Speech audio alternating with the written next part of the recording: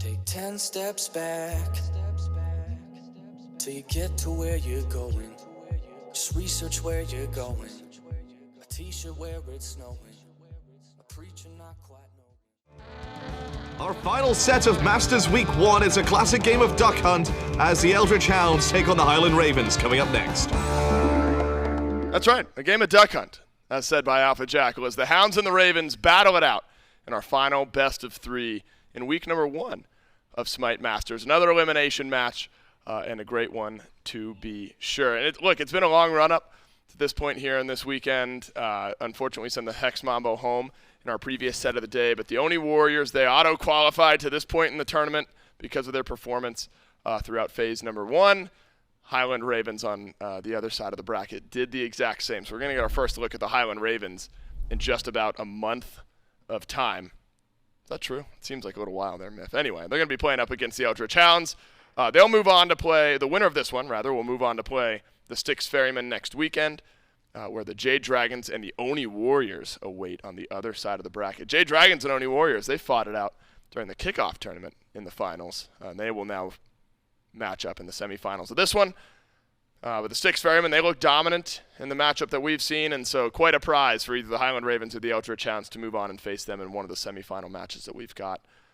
But Miff, I imagine you got to favor the team that finished first in their division and auto-qualified to this point in the tournament. Yeah, the Highland Ravens going to be a difficult team to take down for sure, but I don't know, the Eldritch Hounds, they've got warm hands. They've already played once today. They've got one of their biggest brains back here as well. You know, Chuckles has been talking his game up against Neil, who's back at studio as well. It's maybe there's some intrigue here. That's true. The Chuck versus Neil saga continues. Neil Ma, head coach for the Highland Ravens, has been a wonderful voice behind the scenes for this team. Now joins us here in studio for SMITE Masters. Hopefully not for just this week. If the Highland Ravens have it their way, they'll move on to next weekend as well. But we got to talk a little bit about what has worked so well for this Ravens team, because goodness, they really turned things on in what was a very competitive order side of phase of the SPL in phase number 1. And it's a team, Miff, that I think really leaned on Hurrywind and his growth as a support player, Scream, some of that expertise out of the jungle, Haddix and the solo lane talent. Also, Ven and Barracuda really hitting their stride again in their respective roles. Yeah, it's been about a month since we've seen them, so excuse me as I try to remember how we talk about the Highland Ravens. Yeah. I think you're right in bringing right? up Ven and Barracuda in particular. Those two have stepped up massively so far. I have thought in years of past, a bit of a quiet performance. The Olympus Bolts version of Ven and Barracuda, it was a much more subdued backline. Let's kind of hang out, see what comes our way, what opportunities there. Since then now, rebranded as the Highland Ravens, Venenu has diversified his god pool to the utmost. Feels like he's going to play a different god every single game just to keep that trend going. Barracuda has gotten hyper-aggressive, even on picks like Jingwei, that are historically one of the safer, just hang out in the backline styles. And in doing so, has created space for self-proclaimed win condition and an absolute best player to have ever done it, Lucas Sprack, as well as Hurrywin, who is on his upswing through support, and that's not even bringing up the consistent linchpin, arcstone of this building that is Haddix. That guy's going to lock down any lane you put him into. Also, I don't know if you noticed, Miff, Ven is he's in turtleneck Ven right now. We got turtleneck Ven? Yeah, turtleneck Ven going on Curtains. right now. It's Neilma, who's standing by for the pregame interview, the mastermind behind the Ravens. That's right. I got Mr. Neil with me from the Highland Ravens. Neil, first question coming at you here. The Eldritch Hounds, you got a set to wind up earlier in the day. Ravens coming in a little bit too cold. Is that going to play any kind of impact in this set coming up? I mean, it's always kind of a double edge. They get the chance to warm up and just feel out all the nerves and just get ready and get in the zone, whereas we get to see what they were playing before. So, I mean, there's pros and cons to both, and I generally don't put too much stock in it. I think they both have benefits and cons, so we'll just have to see how it goes. Now, Neil, I have to ask you the obligatory 10.6 question. Been on it for about a week now, seen a few days of it, seen plenty of competitive games here. Is the team feeling nice on it? Is it suiting your style, or is it something you've had to get used to? Yeah, we've been feeling great on it. Everyone on the team thinks about the game a lot and has really strong and good opinions on the game. It is always a little bit weird when a team like the Hounds, we haven't been practicing against them for a while now, obviously, and we see them play a few things throughout the tournament from other teams that's different as well. So you kind of just have to hope what you've been doing in practice and what's been working for you is actually the best way to play the game.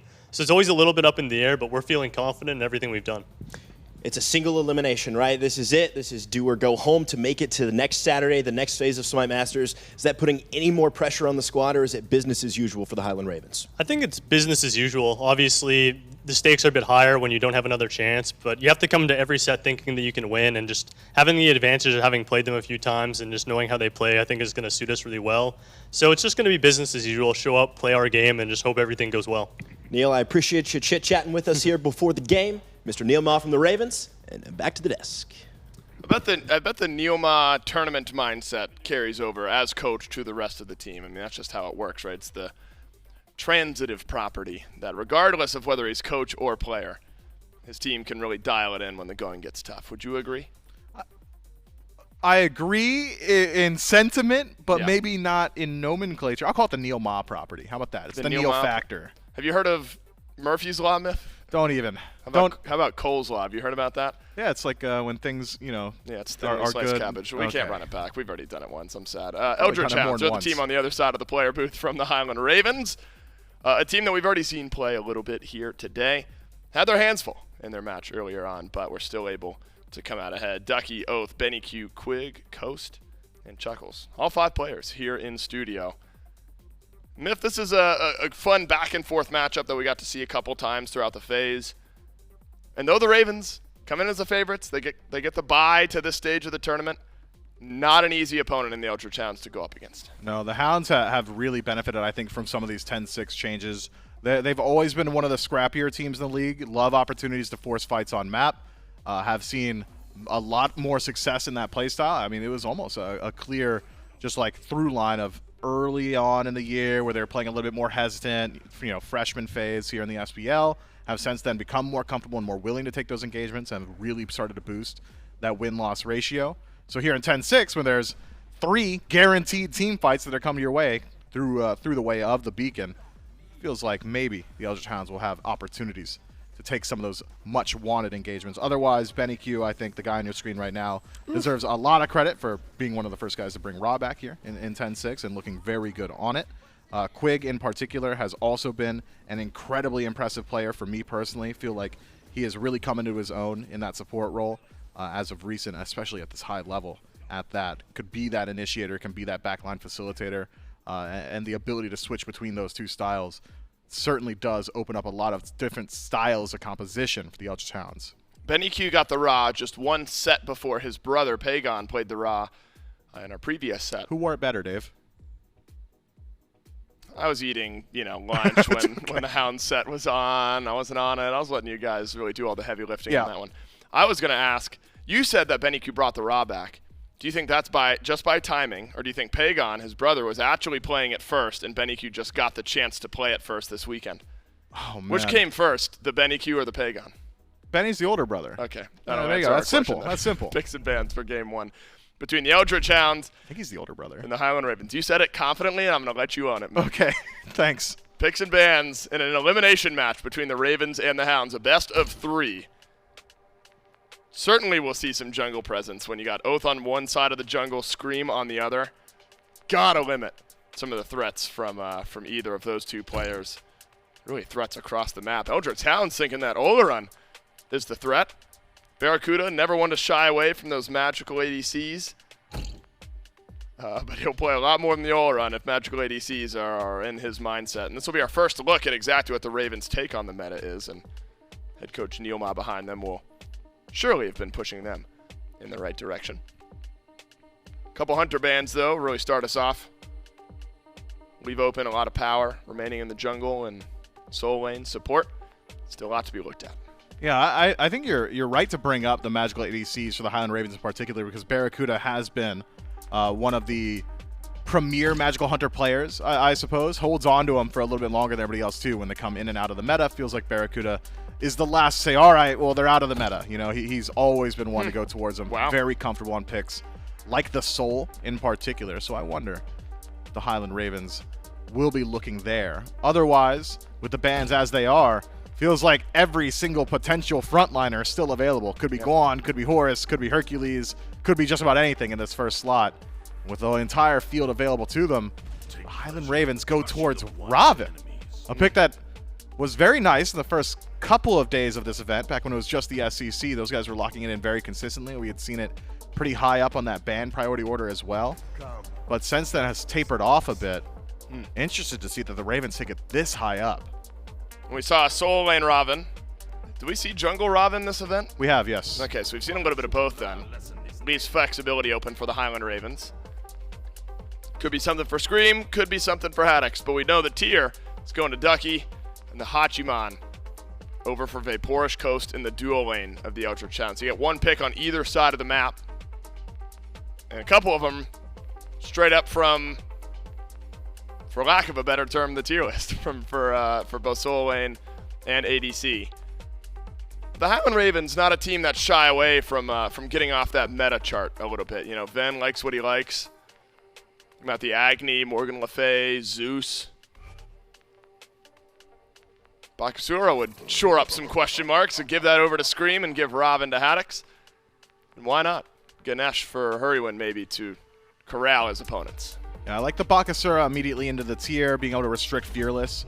Feels like it is only one of his 3 abilities, but feels like it's like all of his kit all at the same time as well. So having that regurgitate as a direct answer, one that an engagement and interaction I'll be keeping my eyes on going forward, as well as the Ganesh locked in. Ganesh generally going to be the throw up Dharmic Pillars into the back line of your enemies, and then afterward start peeling out for your own back line. Seems to be the preferred play style of the majority of Ganesh players in the league right now. But it's an interesting top 3 from the Ravens in that it feels hyper aggressive, doesn't it? Feels like a composition that could really get things rolling early on. And with so many mages still available, you could very easily draft something that just got high pressure early on. We know Ven's very capable of playing things like Poseidon, highly mobile, high damage burst potential as well. Following up off the back of the major CC chain that is a Ganesh or even a Raven would be relatively easy. I wonder, do the Highland Ravens, in this void of hyper-aggressive nature that the Oni Warriors have left behind, maybe they've decided to take up the mantle and be the very fast team. However, we've seen teams with this type of draft still slow things down, so it could be aiming towards a different state of the game. Raven gets plenty tanky late on. Bakasura does plenty of shredding tanky targets. So the Hounds have tankiness on their side already between the Terra and the Tyr. Barracuda still needs his pick. He won't be able to play the Xbalanque or the Oran or the Hachiman or the Martikaras. But, as we've mentioned with Ven and the other players in the Highland Ravens, Barra has pretty deep God pool at this point. He'll play Jingwei if he feels like that's what's right. Has played Jingwei. Game 1 against the Kings in the last set that we saw the Highland Ravens play at the very end of phase number 1. Hard to ban this guy out. So that was a bit of a different meta. I think it's good you got Hurriwin's pick there, the Emoja, the Aphrodite. Those were a couple shots towards Hurriwin. You get the Ganesh. I think if you're saving your support pick, might be more difficult to outpick if the Eldritch Hounds sent a couple more bans Hurriwin's way. So we're still sensing mid lane need here from both teams, Myth. And jungle for the Eldritch Hounds. And so jungle is the role that's going to take at least a ban from the Highland Ravens. Do the Ravens continue down the ban column here? Oath, a very adaptable player, has got a significant god pool himself. Surket and Bakasura, the premier of which, as of recent, Surket's still available, could be the lock-in for the Eldritch Hounds. Doesn't necessarily have any great matchups. You really don't want to play it into the Bakasura either, so maybe Nemesis becomes the option. But the Highland Ravens, with one more ban, could shore that up. I wonder, do you continue down the Oath path, or instead, perhaps, take aim at the support selection of the Eldritch Hounds? There's nothing in the support pool as of now that I would feel overly threatened by. If I had to guess from the Ravens, and it is legitimately a guess, this is a brand new meta, maybe a Nemesis ban here. And a brand new Mifflin, admitting that something is a blind guess. No, I'm a genius. Go ahead, look at the screen, Dave. I wasn't even listening to you. What'd you say, Nemesis? Oh, man. Just playing into my hand. Did you say Nemesis? I did, yes. See, eventually you get on the soapbox and you just start going, and my brain just dials down. And everybody else, man. If you said Nemesis by the end of that, then I applaud you. But you could be lying, and I could be giving you false praise. But I'll assume you did say Nem. And so the Nem ban for the Eldritch Hound, for the Highland Ravens against the Eldritch Hounds makes a little bit of sense. So that then, of course, levies the two questions. What is Oath going to play here in Game 1? And then on the flip side, what is Barracuda going to play? Because we do not have an ADC pick, despite a few ADC bans from both of these teams. Merlin is always there, and Benny Q has gone on record as saying he would play Merlin forever if he could. Doesn't seem too bad to get in the second wave of picks. Surely for the Ravens, you just take Rom, right? Rom has been a premier pick for everybody, has been a high selection by the majority of the European NCC teams as well. Just great scaling, global presence, decent ability to box in lane. You're not going to be able to match up directly with this Hachiman, but with the help of Ganesh, things could be turned around. And then the Zeus. Zeus has been within Ven's pocket for a while now and has had some great performances on it, but into a composition like this from the Hounds that has got so much dive potential. Hachiman from range, Tyr with the Lawbringer, Terra jumping into that backline. Feels like it's going to be a difficult one for Ven to survive every single engagement, but if you're dedicating all that time to Ven, it allows some space to Barracuda or Scream in that backline. That is a massive target now that the Eldritch Hounds very clearly will have to deal with. Now, the composition does look different, so I'll say that, but saw Zeus against the Camelot Kings at the end of phase 1, then go 6-1-4. But around him, a Bakasura, which is here, but an Aphrodite, a King Arthur, and a Jingwei. So that was the composition the Ravens played previously. Now you've got the Zeus. You don't have the Aphrodite for the Undying Love. You do still have the Bakasura, but Ganesh maybe can provide some of that peel. And they played it into a Baba Yaga of Amana. God, remember those days. Hell, Hachiman, and Cerberus. So still a different look on the flip side. That begs the question, Myth. Is Zeus going to be safe enough in this game to get off that damage, or do the Eldritch Hounds have enough dive, have enough access to the backline of the Ravens to make Ven's life difficult? I think so, especially assuming that it is Hebo in the jungle, and I think it's not even an assumption. It's the only place this Hebo could go. Merlin Blink, jungle. yeah, that would be awful. Blink, knock up into Crushing Wave, and Zeus dies before he touches the ground. And then looking at the rest of the team fight built around the Ravens, it just doesn't seem to me that this is a composition that could exist and thrive with a dead Zeus. If I'm on the Eldritch Hounds right now, I look at this comp and I say, kill Zeus, win game. And it feels pretty simple, because otherwise you've got answers to the Bakasura. If you pick up a Heavenly Sprint, he's going to really struggle to apply his damage. Heavenly Sprint also nearly invalidates the Dharmic Pillars. You could just go ahead and walk that. You'll take 2 ticks regardless, but much better than the alternative. Raven, not exactly known for his kill secure potential either. So a lot of the damage in these team fights really has to flow through the mid lane. The Highland Ravens is a king protection comp. If they can keep Zeus alive, if Ven is allowed to operate, kills should follow, wins should follow easily. But easily is not a great word to use there. It's not going to be easy whatsoever, because the Eldritch Hounds have drafted plenty of dive. They have, and the Eldritch Hounds are a team very adaptable in-game as well. This is the team, remember early on in Phase 1, Eldritch Hounds were really struggling to string some of those wins together. We wondered when that growth would come. Finally, really started to get things going. And ended up being a really competitive team throughout the phase. And so you're still favoring the Ravens in this one, just before picks and bans because of the success the Ravens found. But Eldritch Hounds a team that have found a way to get it done once or twice throughout the course of this phase. Even outside of picks and bans here, Miff, I'm just curious what your thoughts are. Who are some players to look at for Game 1 and for the remainder of this set? I think that as far as pace setting is concerned, I'm always keeping my eyes on the junglers, of course. Oath, a player that plays with momentum but has been stopped in the past. Scream as well. Just a hyper-aggressive player. That guy has got maybe the biggest personality in the SMITE Pro League as a whole, so if he gets off to a fast start, one that could really ride that momentum. Otherwise, as I said, it's got to be Ven. You got to keep your eyes on this Zeus. He's such a major key to this composition for the Ravens that if he is dealt with, I just don't see a route to a victory here for the Ravens. For the Eldritch Hounds, it's not a composition that's really contingent on any individual pick, but Hebo in the team fight feels like it does carry maybe a similar weight to this Zeus. Could be black and white in your mind then, Miff, whether the Zeus stays alive or not. Could be how this Highland Ravens team lives and dies in game number 1. It's tough, and we talked to Neil a little bit in the pregame interview about advantages versus disadvantages of not having played this weekend, not having played yet here today. Your team has essentially been on a month break where I'm sure they took some time off, but also got back to practicing. Maybe you could see game 1 be a little bit slower for the Highland Ravens, but that ends up slowing down and flipping the script once the Ravens really lean into things here in game 1. So I don't think it's a long, drawn-out problem, if it's a problem at all for this Ravens team. I mean, this is a really close-knit one here, Mifflin, because it's two teams that I think had uncertain expectations placed upon them early in Phase 1, and it's two teams that have found ways to make a name for themselves and find success for themselves despite maybe some lower expectations at the beginning of the year. Yeah, both teams exceeding the projected of the casters and the community at large as well. I don't know what you're talking about. Oh, did you have them? Who'd you have high up here? I had Highland Ravens in first place. Did you really? No, I did not. I had Highland Ravens in second to last place. Yeah. Yeah.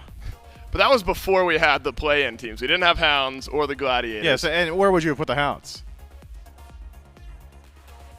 Probably second to last place. Probably seventh place. But you know what?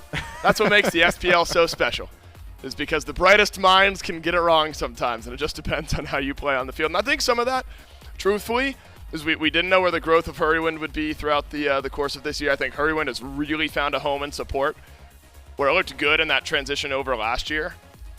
Wasn't quite as consistent, though, as what we are now seeing out of Hurrywind. And so I think that's one big aspect of this Ravens team that has felt really, really comfortable. Game 1 between the Ravens and the Hounds just around the corner, doing a quick lobby remake, and then we'll be getting there. So no worries. We'll be in Game 1 here shortly. And Miff gets to hang out with me a little bit longer on the desk. Wax poetic? Do you want, what do you say, wax poetic? Yeah, do you want to? We could. I've broken down You this know what, team Miff? composition both You know what, ways Miff? so many times. As the chair one. Yeah, make a decision. No, I always make the decision. Yeah, go ahead. I'll permit it. Make a decision. I want you to make the decision, Mifflin. We'll get right back at you after this quick break. You have habits just like me.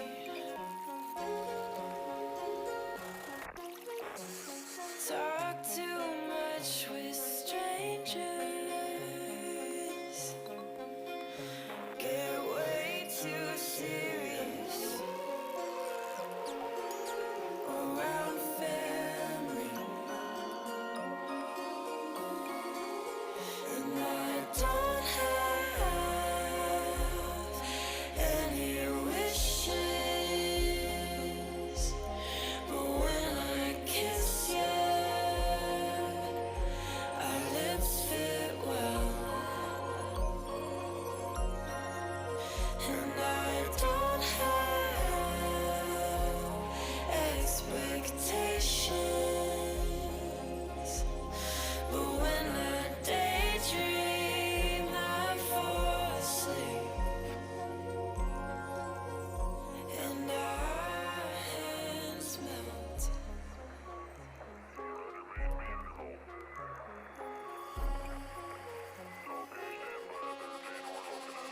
It started out as teasing, but I had deeper meaning when I touched your chest.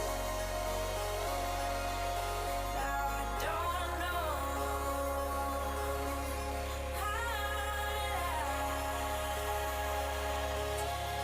but if I did,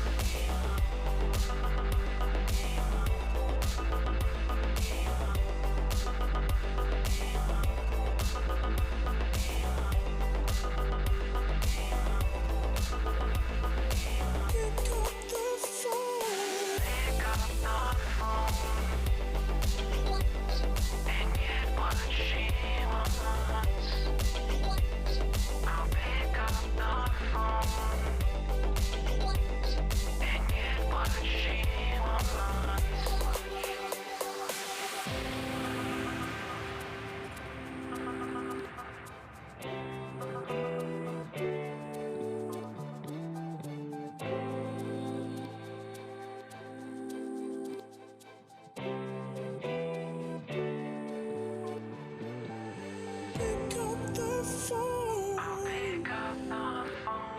Get what she wants. Pick up the phone.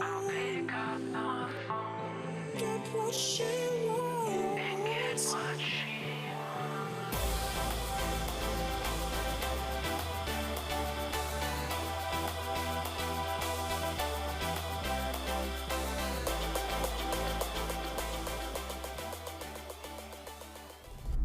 Appreciate everyone's patience. Game number 1 between the Hounds and the Ravens, just around the corner. Miff, have you ever accidentally kept auto level on going into a game?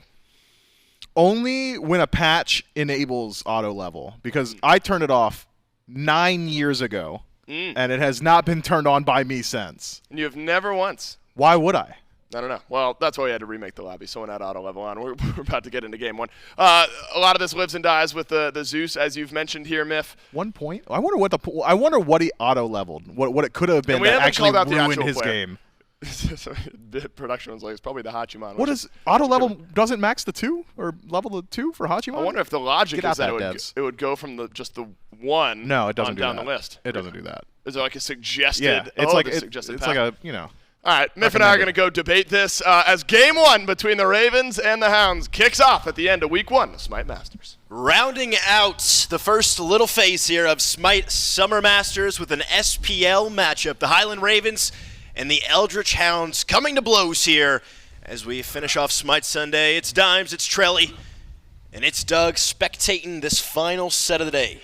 And you had all this time to think of that intro, and that's what you went with? Dude, I've been here like 12 hours. We've been ready for this matchup. We've been spitballing what you could have said, and you know what? I'm just messing You with weren't you. helpful. What do you mean we've been spitballing? Hey, I loved it, and I was just messing with you. If you're confident in your own throw, everyone else would have been confident in it too. With that being said, we do have quite the matchup here. I want to zone in on exactly what the Ravens have been doing, because there was some, I don't know how to phrase this, there was some skepticism from Mifflin about being able to keep Ven alive on the Zeus. Mm-hmm.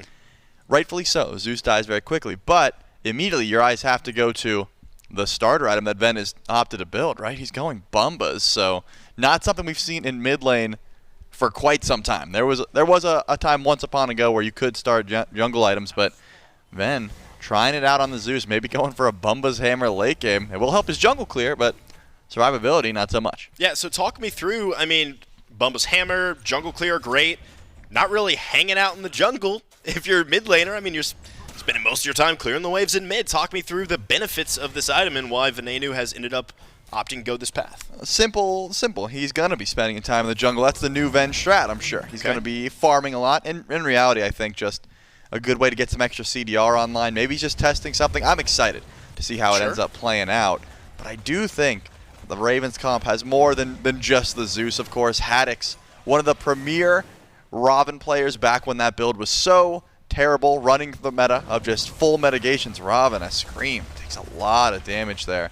The Sigil, the Spirit Robe, that sort of thing, and it looks like starting up that style of build once again. I'm excited to see exactly how he's able to make use of this later on. Once he hits about level 20 and upgrades that Sigil, we're going to see some sparks fly from the solo lane. Between Mifflin and you, Trelly, we've spent plenty of time chit-chatting about the weakness of this Highland Raven squad. The Zeus, as quick as getting aggressed upon. On this left side lane here, Hurrywin just trying to dish out a little damage. If the Zeus and Venenu is a little bit of a concern for the Highland Ravens, flip your eyes over to the Eldritch Hounds. Where is the chink in their armor? Where is the weakness in their game plan for the Ravens to exploit?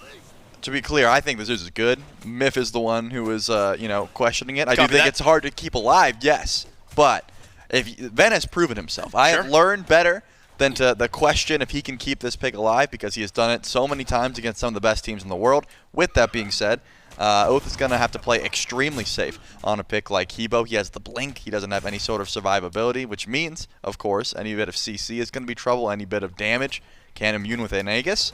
Scream doesn't have the best time trying to exploit that, but of course Ven drops the lightning storm, gets that detonate off. That could really start to swing. But looking at his build, he's going Warlock Staff. I mean, he's not going to be doing damage for quite some time. Ven actually loaded into this game and said, I will see you guys at 10 minutes if you try not to need me. Which, I mean, the Highland Ravens have drafted this pressure duo lane, right? Izanami, one of the more premier clear gods in the game. Ganesh also provides lots of pressure with that silence. Great clear as well. I mean, what is the comp speaking to you? What has been the strategy for the Highland Ravens here going into this classic kind of classic for Smite Masters, at least, duo lane of Terra and Hachi? Well, looks to me like they're just going for, of course, the sustain that Terra brings, right? She's been very highly prioritized for that reason. Just being able to get so much extra sustain onto your squad. If you don't win a fight right at the start, you can back up, get some healing, try again later.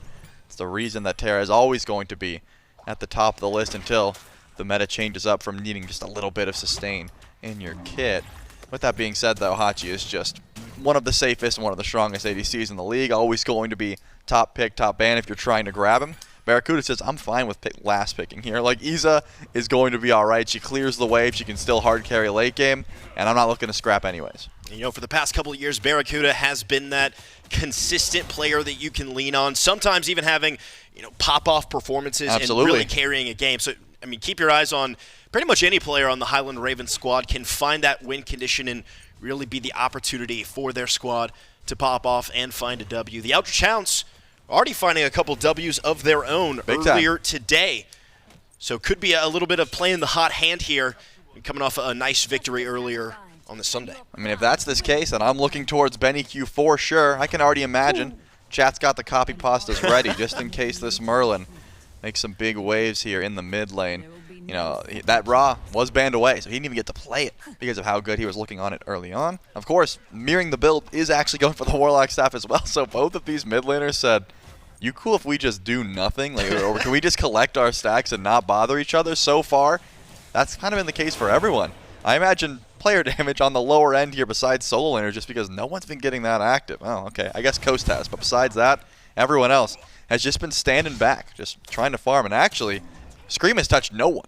And kind of curious for me that that's the case, Trelly, is level 5. Scream has ticked over and gotten that ultimate online, but a couple of blinks online for both of these junglers. Typically, I think when you see a patient jungler looking to wait until that mid to late game, you see the blinks or something more defensive, but no, 2 aggressive style picks here in the Habwa and the Bakasera going aggressive relics and not really making an impact so far as we tick over to 5 minutes. As far as I'm concerned, you get the blink, so you can use it, but you don't have to, right? You Sure. want that ability to blink in if there's a kill that's just lined up perfectly for you. If it's not, you know, that's fine too. You can Crushing Wave defensively. You don't need beads for CC immunity. And of course, Sure. Bakasura, I don't see many threats to him on the map currently. If Scream is just, you know, jumps over a wall at the wrong time and finds a Hebo there, that's one thing. But as long as he's positioning as he has this whole game, just running to camps, eat minion, leave, get that movement speed, keep zooming, I don't think he's going to need a survivability relic this early on either.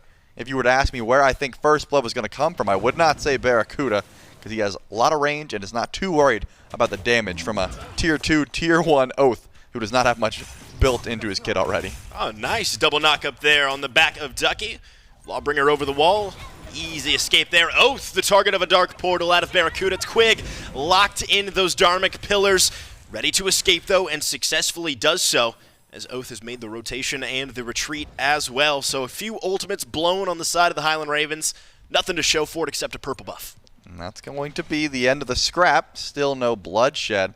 I will say, one of my favorite things about this new map, because we're not seeing too much fighting, we're not seeing too much invade, is over on the dual lane. I don't know what to call those guys. Yeah, yep, Doug knows exactly what I'm talking about. Out in the water. We're just holding the coffins, walking from waterfall to waterfall. I don't know their purpose. I don't know what they're doing. But they're just trying to transport something from waterfall to waterfall. But they're always creepy when you look over there and you're farming. Charlie, I'm going to be so honest with you. You didn't know they were there? I had no idea those were there. You play ADC. You told me that. I do.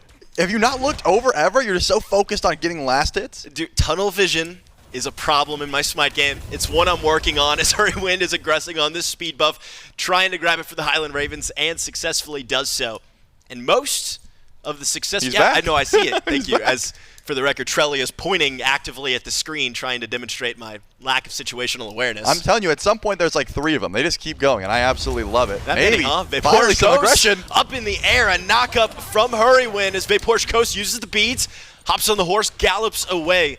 And there's the safety from the Hachi that you were chit-chatting about with me earlier. Yep, he pulls the beads, though, so maybe an opportunity for Scream to head on over. Maybe not the first gank that gets you, but the second one when there's no mounted archery, when there's no beads available, Hachiman could be in some trouble.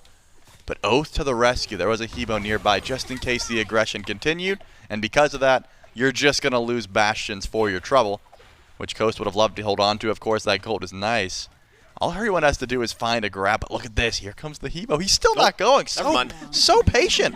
Barris even laughing at him under tower, and he still won't fight. Look at that little smirk on the player cam in the corner. He knows exactly what he's doing. Barris been trolling just a little bit in this duo lane all game long. And these aren't, placement matches. These aren't matches with no downside. You lose this, and you are out of Smite Masters. As here comes Oath. Terra Ultimate has been popped. Barracuda under the safety of this Tier 1 tower for at least the moment. Oath thinking about the engage and thinking better of it. Backing off in this duo lane. Not willing to dive tower with that penetration on him. Not quite finished. Got a Tier 2 spear there, but really going to need the final stats from that Tier 3 to get something going. Unfortunately for Barra, not going to be able to hold on to that purple buff, though, because of the aggression from Oath. If you were wondering where Scream was, why he wasn't helping his ADC, he was taking the blue away from Ducky, just mirroring the farm on both sides of the map, trying to say, hey, Haddix is going to come online a bit before Iza. We're going to have to leave you alone on an island for a bit, which tells me that Hurrywind's probably going to rotate out of this lane soon, try and give this Iza some solo farm. Ward up, yes, but no kill potential any longer. Even with Coast beads down, it is so difficult to find a kill onto this Hachiman. And more specifically, the way that the Highland Ravens have been winning their games, the way that they've been stringing together early leads, has been playing through Duo. It's been playing through Ven. Yeah. It's been playing through this Zeus. And Scream is deep in the jungle. I was wondering if he was going to make a rotation, but him and Oath are scrapping. Oath rotating back in, and Scream keeping Oath out of business here, falling low, under half HP. There's a knock-up, a crushing wave comes through from Oath. Scream, low Scream, slow down, a leap over the wall, but it's Benny Q to cut off the escape. Oath picking up first blood for the Eldritch Hounds at 9 minutes. Benny Q almost detonated. What a double dunk there from Ducky. Over the top and a double juggle as well. Ducky making it happen on this tier, but driven away now out of mana. Benny Q finds a second kill for the Eldritch Hounds. Ducky low, slammed down by Haddix. And it's a turnaround onto the tier. Finally, someone goes down there from the Hounds. There were so many low health bars. Ven got good damage off. But again, if you're going Warlock staff, you just don't have the DPS to confirm these kills with the detonate. And it didn't happen. Benny Q was able to come back into that fight and finish the kill on Ven and follow up with the beautiful tier list that Ducky was able to grab. Of course, if you are going to overcommit that hard just to confirm the kill, Haddix comes through with this Mystic Rush and an auto attack later. Is able to grab the return kill onto Ducky, but still a 2-for-1 trade for the Eldritch Hounds, all started by Scream just being, I'll say it, way out of position, way too far up. Scream playing a little bit aggressively, trying to make something happen. It felt like a bit of a skirmish there in the mid lane. Does not pan out for the Highland Ravens jungler. Now, we've got a tiny little baby lead here forming for the Eldritch Hounds, pretty much neck and neck through 10 minutes, but after that scrap on the right-hand side, the Eldritch Hounds nursing a very slight gold lead. One that can be erased, though, with some return kills, maybe a tower or two. And once we get to that point, Pyromancers, Gold Furies. Yep, I want to say, at this point, Ducky maybe finally gets his blue buff. He still does not, but look at the rotation. Benny Q's here. Scream in a bad spot here, uses the Regurgitate to slow down the aggression from the Eldritch Hounds. Ducky chasing out Haddix as well. Benny making the retreat back to the middle lane, doesn't want to miss any farm at all. And it's going to be a Regurgitate for absolutely nothing. You had to say it twice. You couldn't just let it be once, right? I mean, we could have just said, he regurgitated, that's it, but you had to draw attention to it again. And in which case, you're right, he did ult. He did slow him down, but I just didn't want to hear it twice. And now you don't have that ultimate to try and get aggressive, but has Scream been getting aggressive so far? Not so much. Trying to go for camps, trying to go for buffs, yes. But has not found the go button to look for a 1v1 because he doesn't have that damage online yet. Would love the kin size, doesn't quite have the gold to build it up, so he's going to just run away until he gets that second relic in one more level. Both these teams playing this one nice and slow, but that beacon, the Stygian beacon coming online here in just about 15 seconds. Curious how the Eldritch Hounds and the Highland Ravens are going to position around this objective, considering they've been playing thus far so cautiously. We'll have to see here how both these squads value this new objective. Well, I mean, Ven actually did finish the Warlock staff, which is big because it evolved. Benny Q's has been evolved ever since the last fight. Ben wasn't doing as much damage, didn't have that pen. Looks like doesn't matter. They are going to forfeit the beacon, give that one over to the Eldritch Hounds because they don't feel as if they're in a position where they can really get active. They can't fight.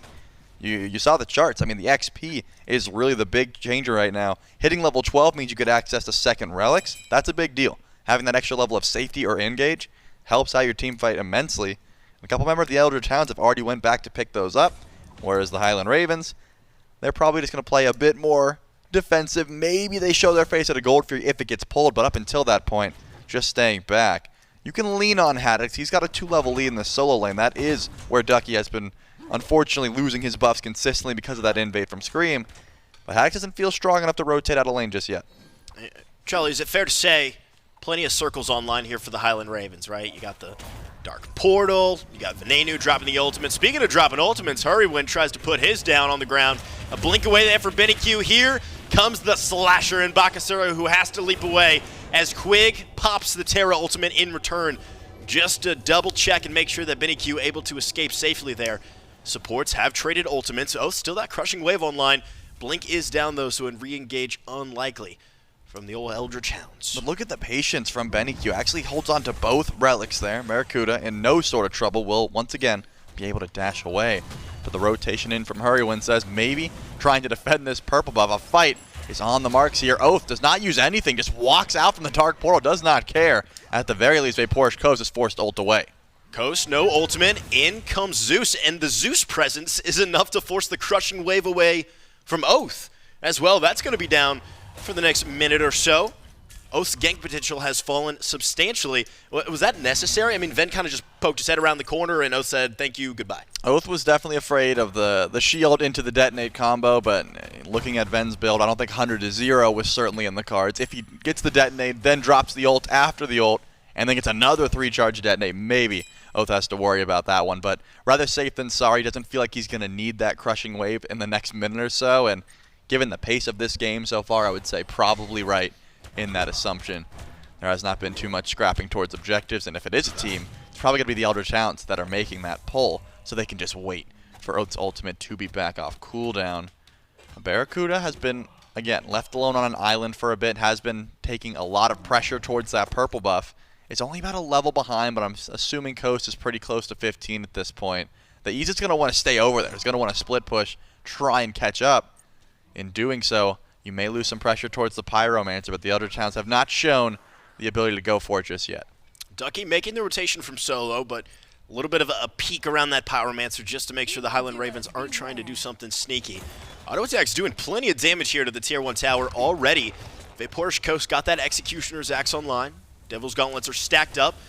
Barracuda deciding to go a little bit of a different build route here with the Aussie and the Bladed Boomerang. What's the thought process between these two different Hunters builds? If you're picking Iza, you usually do just want to get that crit online. It seems like not worried too much about what the frontliners are doing, trying to focus more so on bursting down these squishier targets. And at the very least, winning 1v1 trades. Of course, right now, Coast is getting the better end. He's just got better range and has been having much more access to free farm. Even has a second relic, whereas Barra hasn't went back to base to pick up an Aegis or a Shell for his own liking. But because of that, it seems like Barra's more so just focused on these squishier targets, and of course, he can still shred through the tanks later on. He's got built-in pen, and he's got plenty of other ways to make sure that these tankier targets get shred through with the Boomerang auto attacks. Well, advantage for the moment for Vapor's Coast, who was about one auto attack or maybe a couple minion hits away from taking this Tier 1 tower on the left-hand side. And there she goes. Tier 1 tower lost for the Highland Ravens. Oath blinking in aggressively. No crushing wave quite yet used. Barracuda turns it right back around. Active down for Oath. Scream and Hurrywin making the rotation. A regurgitate and an immediate ultimate button there from Oath to get out of dodge. CC immunity down, but able to escape under the Tier 1 tower. And it's an attempted gank after attempted gank. Return ganks and just pure caution. Haddix is here from both of these squads. Haddix wrapping around. Benny Q with the flicker online. Theoretically, there it comes out, but a root is going to connect from Haddix. It doesn't matter, though, because the mid laner, Benny Q's got a bit of backup in Ducky. Yep, Ducky said, don't talk to me or my son ever again, and unfortunately, Haddix had to walk away. Plenty of damage there, but did not want to use the Mystic Rush. Could have put himself out of position. And level 18, Benny Q. Wow. I mean, this is what I'm talking about being just left alone in mid lane. Of course, he did get a kill early on, but that's a 3-level deficit. Ven, where did that come from? Ven got the Bumba's Dagger, you'd assume, to try and farm as quickly as possible. and has not been able to do so. Just very far behind, and the tier 1 tower drops. Look at that. Look at the XP per minute. Many to the top by a wide margin. No one's even close. And a 3-level lead also being opened up in the duo lane. I mean, I was kind of looking at the gold, and it was pretty close a couple minutes ago, but a couple towers go the way of the Eldritch Hounds. All of a sudden, that's opened up to a few K there as the Pyromancer getting revved up here by the Highland Ravens. Quig wrapping the corner. Oath and BennyQ are here in support as well. 3-level lead in the ADC. You got 2 levels in mid, 2 in jungle. Couple levels in the pocket for the Highland Ravens. But, I mean, Eldritch Hounds opened up a significant lead here. It's 4 members of the Hounds on this Pyromancer. Dharmic Pillars dropped down by Hurrywind. Doesn't matter, though. Hounds grab the Pyromancer. Maybe some follow-up here from the Highland Ravens. Really feels like Hurrywind would like to get something cooking. Ain't going to be the case. They just don't have the ability. I mean, we saw Scream go to Pyro first. He's like, hey, maybe we can pull this. And then he looked up and was like, I'm level 14. Like, there is nothing this Bakasura is going to be able to do. And it seemed like the Highland Ravens had a plan. And it was put some pressure over on the right. BennyQ forced to beats. He's going to have to back up. And at least the Highland Ravens are able to grab that beacon. But do they get out safely? Seems like the answer is yes. I mean, BennyQ took a couple shots there from the Highland Ravens. And BennyQ is not a tank by any means. That is a Merlin with no defense items. And look, still mostly just fine. Just kind of face-tanking abilities. What's not going to be mostly fine, though, is this Fury, which is started up and immediately put in the ground by the Eldritch Hounds. Highland Ravens didn't even take a look at that objective, and now we got ourselves a pretty substantial lead, call it about 4K for the Eldritch Hounds. Yep, because of Oath putting so much pressure over to the left side of the map, there's been a lot of farm going the way of BennyQ. There's been a lot of farm going the way of Vaporous Coast, and Bear and Ven have been getting the bad end of those trades. Even Scream, he's behind in the jungle as well. It's just Haddix who is, I was going to say flourishing, but not even so, considering that he's not top XP in the game. He's sitting 1-0. This Robin is still annoying. Don't get me wrong. He can make the mages' lives pretty miserable. But once you get that sigil online, whether the explosive or the sigil of the old guard, usually sigil of the old guard, that's when you become this unkillable monster. And Robin has not hit that point yet. That's why Haddix hasn't been taking these fights. He's been going for poke, saying, hey, maybe I'll go in for BennyQ, but the second someone else shows up, he's got to back away. Just does not have that amount of tank stats or damage to try and find those solo kills as long as there's a little bit of backup. Chelly, I'm not really sensing kind of an urgency out of the Highland Ravens. Definitely and not. You're nodding along with me. I mean, it doesn't feel like they're trying to make any hero plays. It doesn't feel like this game's really out of their control as Coast and Quig are combining on this left side of the lane, throw some shots into the tier 2 tower. What is it exactly that the Highland Ravens are clearly waiting for? What's the item spike? What's the level they're trying to reach before they start to make a comeback, or at least try to really put some gold in their coffers and even it up? My guess is Haddix. Like, that's the only thing they could be playing for because of how much pressure Scream has been on the right and the lack thereof on the left side of the map. There's no way you're waiting for Bear to get online because he's just going to be so far behind. There's no way you're hoping this Zeus comes through. It's all on Haddix because he is the only one who is holding that amount of farm currently for the Ravens, whereas if you look at the Hounds, BennyQ ticks over to level 20. Oath, of course, working on some key power spikes, and Coast has his pen online. He would just like to finish up that kin size. Ducky on the tier is not going to be as tanky. He's not going to be able to do as much as Haddix is currently, but think about how many massive tier ultimates we've been able to find this week so far. And Ducky's about to finish up that Pred, which is a good reason that some of those ultimates were as effective as they were. So the tier, I'm going to say, is essentially online as well. I'm going to put the pressure on the Hounds here. They are ahead. They've got the XP lead pretty much throughout the entirety of the map, besides in solo, which is not going to be that big of a deal.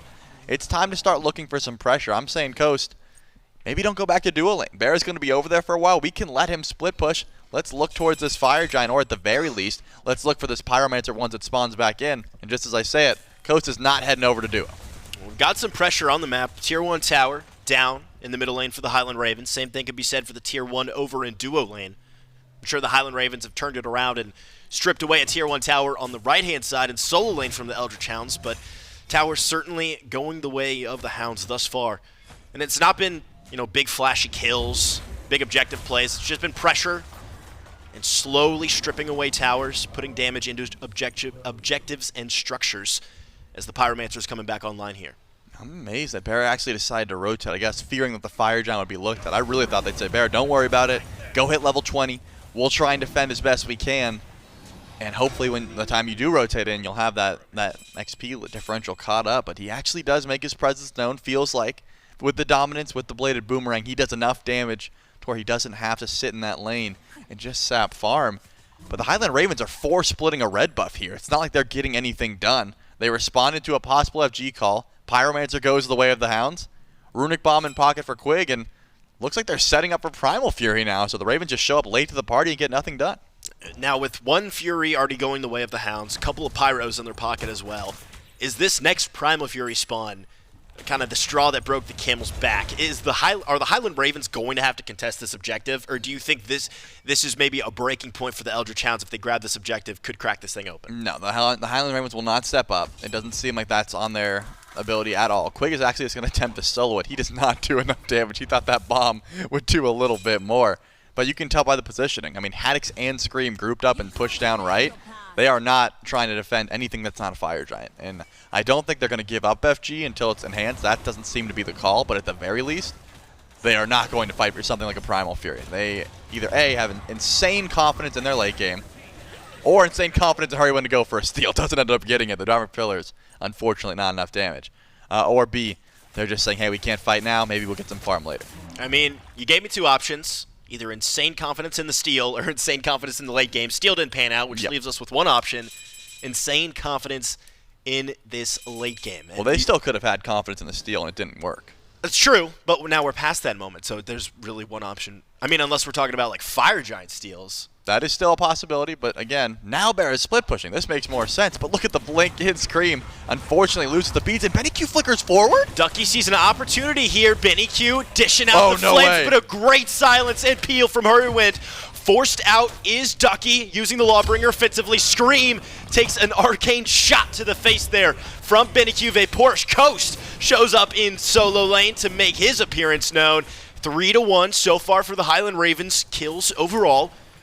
Excuse me, for the Eldritch Hounds, I should say. The Highland Ravens on the back foot here as the Hounds find one more. Sure, Barracuda finds a tower on the left-hand side, but at what cost? What cost is the question. Haddix wants to have the wraparound. He has not been very low so far this game. That shield barely even broken, but Hurrywind, he can surely die. Ooh, and caught by the crushing wave there. Hurrywind dropped low, and Hurrywind finished off by Oath on the Hubwa. Haddix, not quite as tanky as he expected. Some great walls there out of the Terra. Mystic Rush away. Haddix forced out. Now the Eldritch Hounds backing, grouping up around this Fire Giant. Benny Q has made the rotation back in on the Merlin. That is all of your magical damage right there, baby, and it is going straight to the face of the Fire Giant. Yep, Barracuda try to split push left. Ducky stops him, so he has to go in and retreat. Ven doesn't even show up for that right lane fart. He was just going for the farm. He went for the green buff. He's going for chest camp, probably trying to upgrade his starter item as quickly as possible. Again, it seems to be that the Highland Ravens either A, just got so far behind that they couldn't contest, or feel so good about their defense. And don't get me wrong, with Zeus, with the Lightning Storm, it can be super easy to just shut down a Phoenix Siege. But with how scary Oath is going to be once he gets that full build online, with how much damage Benny Q has been able to get down, it is not going to be easy to stop these Phoenix Sieges. Titans marching up mid lane, and the Eldritch Hounds don't seem to care. Tier 2 tower falling for the Highland Ravens over here on the right-hand side. And so far, 25 minutes in, Scream's taking the tower in the middle lane. He's killing the Titan. And killing the Titan as well. Important objective to take down.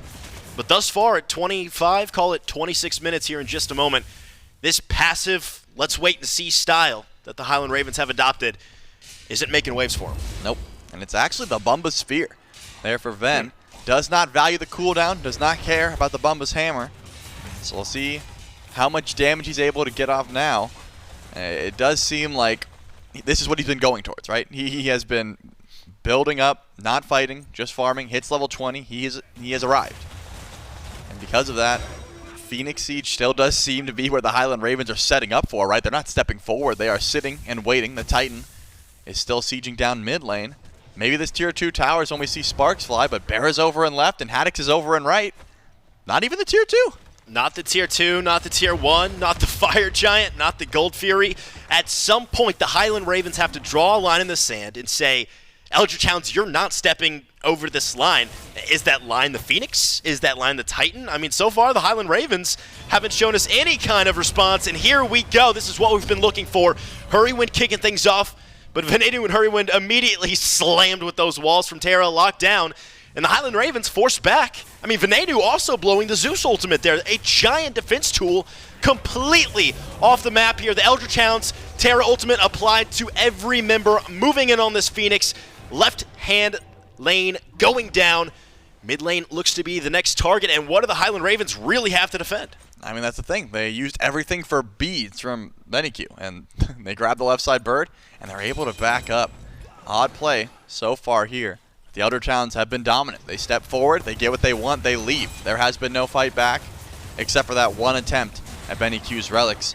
I'd call it a pacifist run if I didn't see Haddix already had a kill.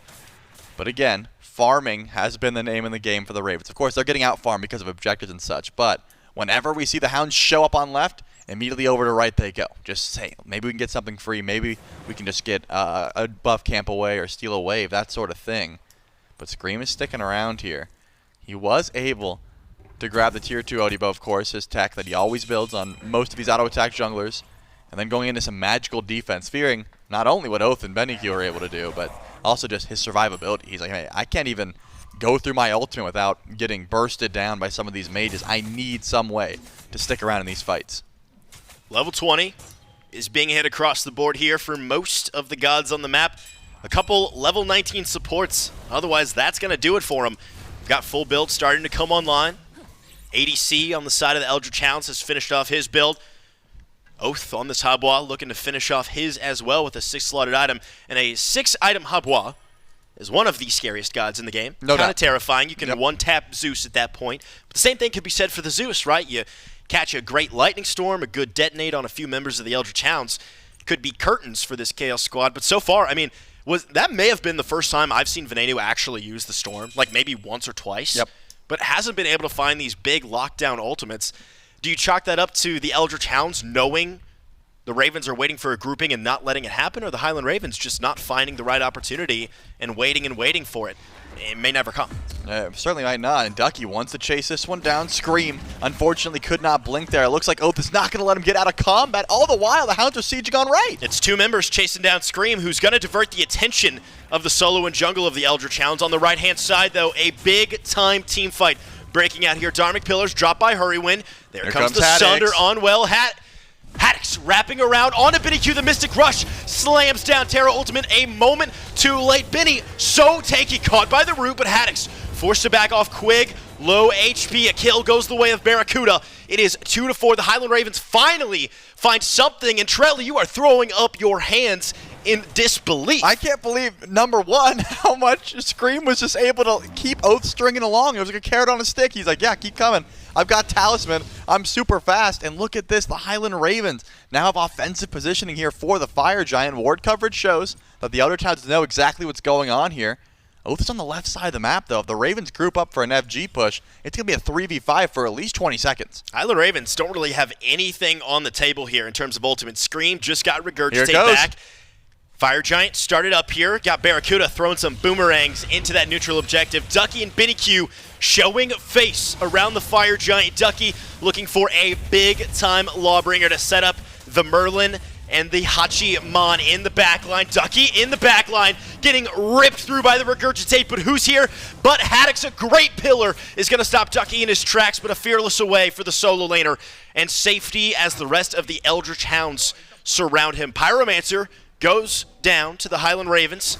Just clawing back a little bit of that gold lead. You grab a bomb as well, but it's certainly not closing that gap any further. Yeah, well, the Eldritch Hounds, they know everyone is left. They have the ward coverage down, so they're going to immediately start their pull onto the enhanced Fire Giant. All the while, Haddix is forced to clear out these minions, and trust me, he does not do it quickly. He can teleport in, but it's going to be 30 seconds before he can. Fire's at 50%. Oh, Fire's under 50% at this point. It's a miracle steal by the Highland Ravens, and they they do did it! The Highland Ravens, they grab the Fire Giant, and it is a full retreat here for the Order Squad. Barracuda is going to be the first to fall. Oath finding one. Vaporish Coasts also puts one in the pocket. It's the duo lane for the Highland Ravens who have found the grayscale. Quig, Oath, and Vaporish Coast want to keep rolling on strong here in the right-hand lane.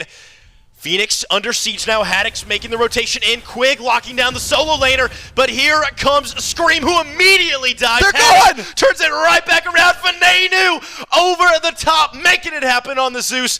finally making an impact here in game number 1. Left Phoenix could be going down, though. That's exactly what Quig is trying to stall out. But all the while, that was so much damage. This is what we've been waiting for. Ven, unfortunately, cannot keep the bird alive. But that was the Zeus damage we've been expecting. Beautiful rotation in from hi-rez, by the way. So much damage. And there was low health bars, right? The call was, let's go for the steal. Give the credit to Barracuda. Dark Portal takes away the enhanced Fire Giant. Immediately, we are retreating. We are not looking to fight. Turn tail, run.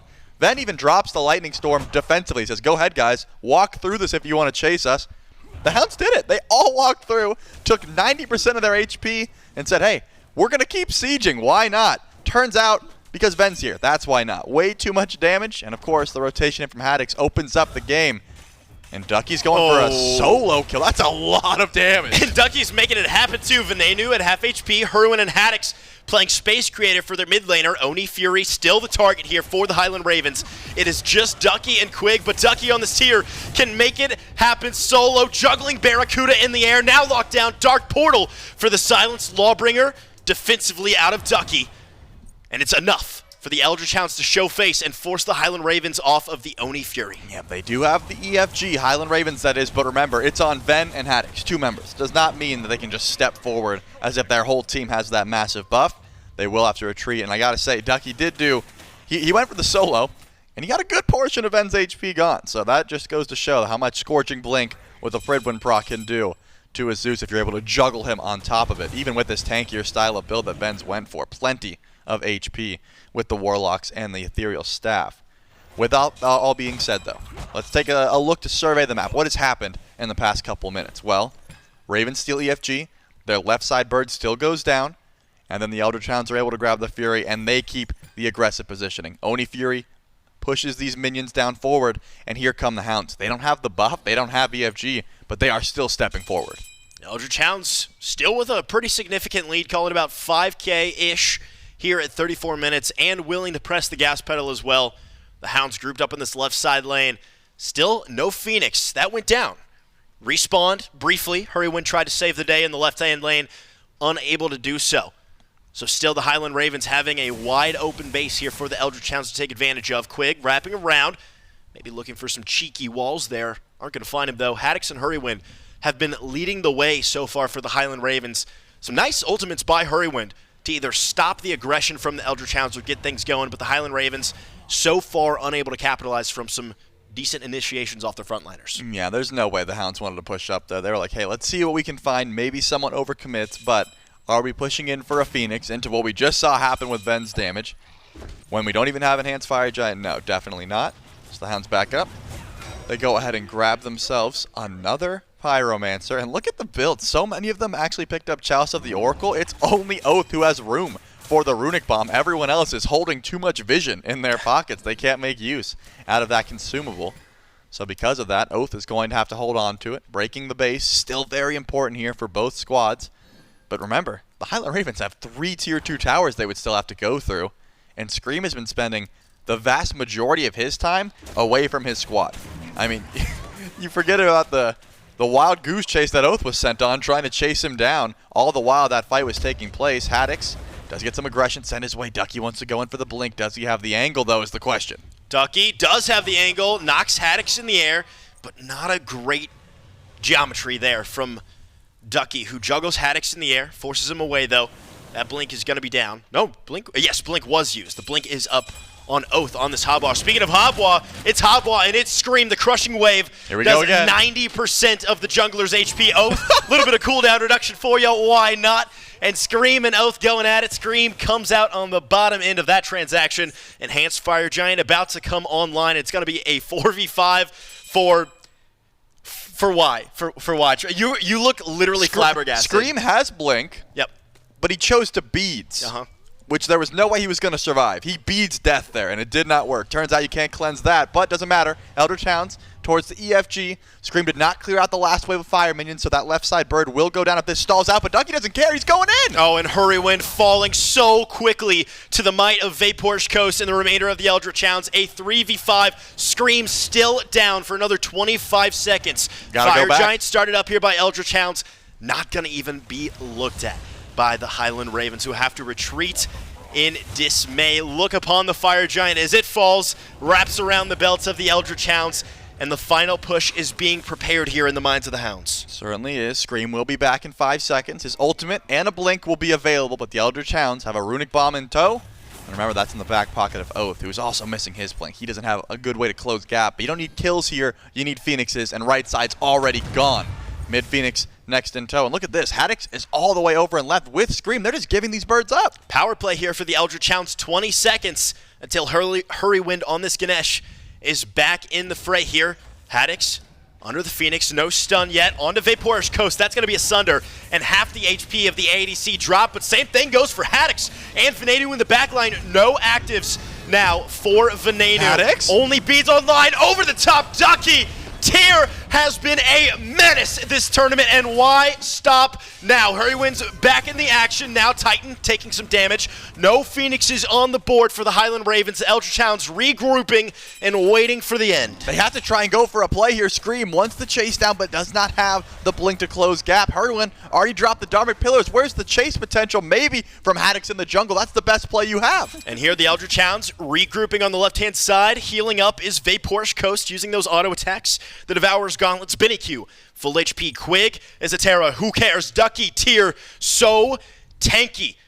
No ultimates online here for the Eldritch Hounds. Barracuda only with this Dark Portal. Vaporish Coasts looking at the Titan, ignoring everybody else on the Highland Ravens. It's Haddix in the back line, targeting out the ADC. Scream, ripping through the lightweights of the Eldritch Hounds. Binniq goes down to the might of the Bakasura as well. Quig forced out from Hurrywin. Ducky on the retreat, and the Highland Ravens have not given up their final breath. They're going to keep chasing down Quig here. All the while, fire minions are hurting the Titan. Woo! Ducky with the double Fearless trying to keep his support alive, and Quig still has legs in this race. It might happen. Quig falling away. No stun yet. Haddix with the slow onto the Terra. It's just going to be a matter of who has the dash first. Scream picks up the support for the Eldritch Hounds, and the Highland Ravens push ahead as their Titan is getting devastated by these fire minion waves. A double knock-up out of Oath. A tier 2 tower in the mid lane. The Highland Ravens, 2v4. One more. They have to try and keep this bird alive. All the while, the Titan is on defense duty. Ven has to try and keep it going. They need to go for the end here. Barracuda sending auto attacks into the Phoenix. They're not going to do it. Will fall,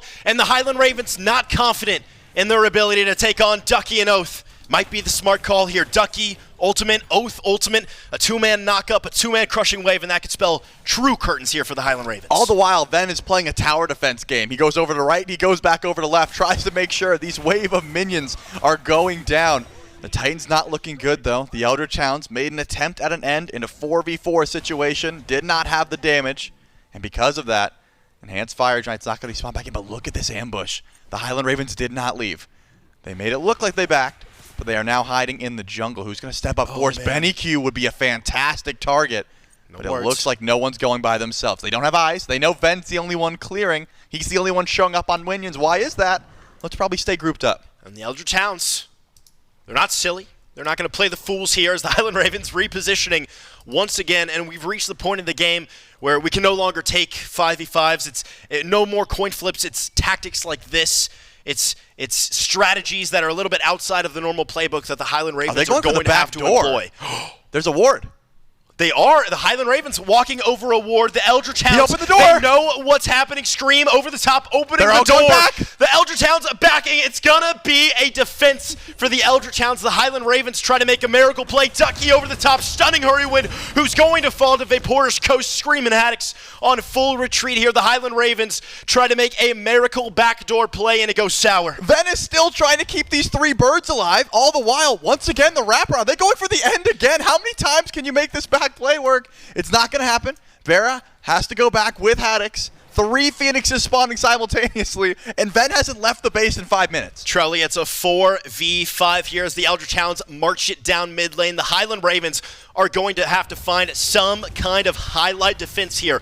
Under the Titan, it's got to be Ven, it's got to be Barracuda, it's got to be Haddix, it's got to be Scream, it's got to be the entirety of the Highland Ravens. Auto attacks coming through from Barracuda. What a lightning storm! Does not matter. The Eldritch Hounds take down the Highland Ravens for game number 1. I understand the play call. It seemed like it was forced, though. You don't have to go for the back door there. You don't have to go in for the Titan. All 3 of your Phoenixes were spawning in. You just had a miracle defense. But the Highland Ravens decide they don't want to fight, they want to PvE, and it ends up biting them in the butt. The Eldritch Hounds, they just walk right forward. They don't have to go for anything sneaky. They just go right down the front door and say, hey, Herwin's dead for quite some time. We're just going to kill your Titan. Shout out to the Eldritch Hounds for applying pressure across the map the whole game, getting objectives. You know, you got the Pyros, you got the Gold Furies, but I mean, the Highland Ravens, just a big question mark for me. So much passivity on the map. I mean, what do you chalk that up to? It seemed like the call was late game will get there. Late game comes, they're still not online. Should we fight? How about I split push? Everyone wanted to go for the farm. Everyone wanted to get full build. By the time they got full build, the fight looked clean. But their base was already broken, and then they go for the backdoor. Column doesn't work out. Eldritch Hounds take down game number 1. The Highland Ravens, maybe a bit of a mindset switch up. We'll have to find out in game number 2. Coming your way in just a sec. Stick around.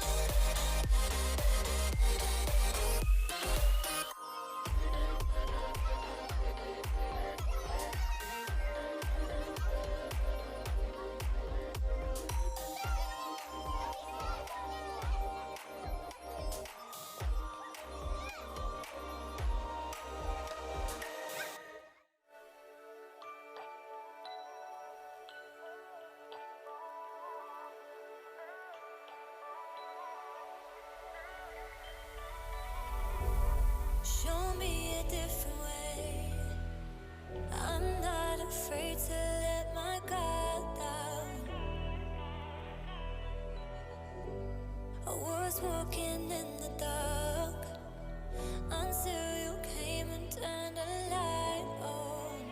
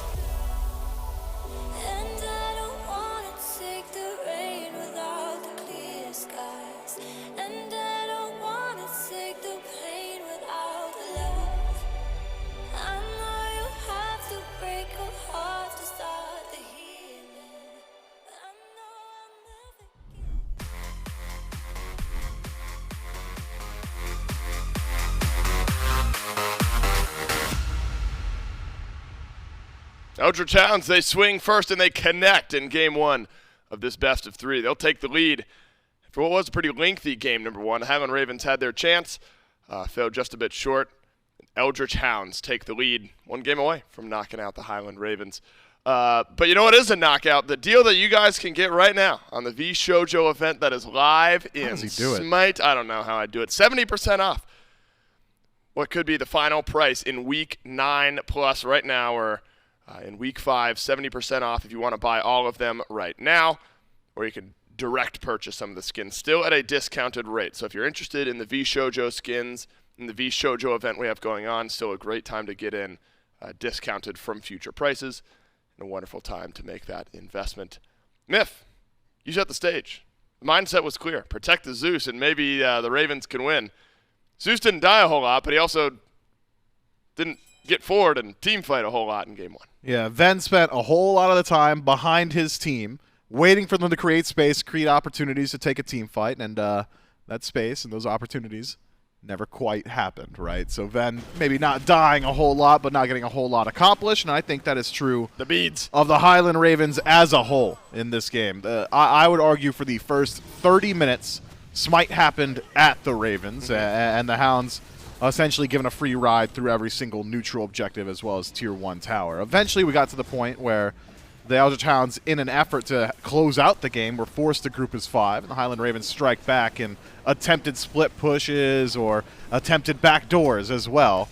But at the end of the day, in SMITE, it feels like you always do have to find the PvP, and the Highland Ravens just did not have that in them. So the Eldritch Hounds, with superior initiation, with great play from Oath, with Benny Q putting out immense damage, were able to win game 1, win the day here. But I think there's a little bit more in the tank. I didn't want to say it in the initial P's and B's, but I did really feel like this was a draft that was going to struggle from the Highland Ravens. So I think with some adaptations, perhaps in ease of play, get something that just plays itself a little bit more so, the Highland Ravens will show us a bit more themselves. Ven did have good damage numbers. There was one fight that kind of flipped this game around, things starting to balance a bit. Remember, the Ravens had an opportunity to backdoor this game. They chose for a mid lane Phoenix. They grouped up in the jungle, attempted to go in. A lot of that was one big lightning storm, one big team fight from Ven. Difficult first game from Scream, though, at 2, 5, and 6. On the flip side, Oath had a heck of a game on the Hebo, and a really good one from Vaporish Coast as well. This is what we talked about when we talk about this Eldritch Hounds team and how they've kind of strung together this identity that seems to really be working for them. It's this that's maybe caught the Ravens a bit off guard for game number 1. Got to be a pick ban adaptation for the Highland Ravens, but also, as we've talked about, and I mean, in all of the existence of esports, the discussion has been the team that gets the bye is a little bit more cold going into the game. Do you start to heat up later on in the set? In game 2, that excuse is kind of out the window now, Myth, because the Ravens, they played their game, they got to be warmed up, and they got to do it now. You lose this one, you end up going home to the Eldritch Hounds. Eldritch Hounds will find themselves in second pick. Highland Ravens now, they've got a lot to consider. Do you keep your bans the same? Do you ban away the Hebo after the performance it had in game 1? Do you try to protect your Zeus a little bit further? We've seen a great Zeus comp from the Ravens, but this draft in game 1 missed a few of those key pieces. Hounds in maybe a bit more of a commanding position as far as adaptation required after game 1. Yeah, so do the Highland Ravens start dedicating some bans towards maybe the Hebo? Is that one of the standouts? I'd think the tier would be something I'd be keeping my eyes on personally. Instead, Ra and Aphrodite to round out the last of the bans. And the Highland Ravens in a first pick position. I still have got my eyes on that tier. I know Haddox is capable of playing it just as well as his opposition. And that pick has just been valuable all week. The ability to initiate a fight with Lawbringer has really leveled up that god. Instead, it's the Thor lock-in, some flexibility for the Highland Ravens. Regardless of where it lands, be it the solo lane or the jungle, we'll have a bit of that global presence, a nice bit of wall to separate some of these jungle fights, and great poke potential as well. Still a really good Robin game for Haddox, so it was just difficult to find the stride with the rest of the team in game 1, 3-0-7. That'll now flip sides to the Eldritch Hounds. Looks like the Hachiman is going to stay right at home as well. They banned away. I wonder if one adaptation the Ravens make, if you're worried about Barra and his pick, is put Barra on something right now. Because remember, there were a couple ADC bans from the Hounds in the second wave. in almost an exact situation as this. Oleron, Marty banned, Hachiman picked, and the Ravens left Barra's pick a bit later on in that draft. So that could be one change that ends up happening here. Robin also for some flex potential. Both picks can work in both lanes. Do you like a Barra pick here, or you think he's flexible enough to leave for later in the draft?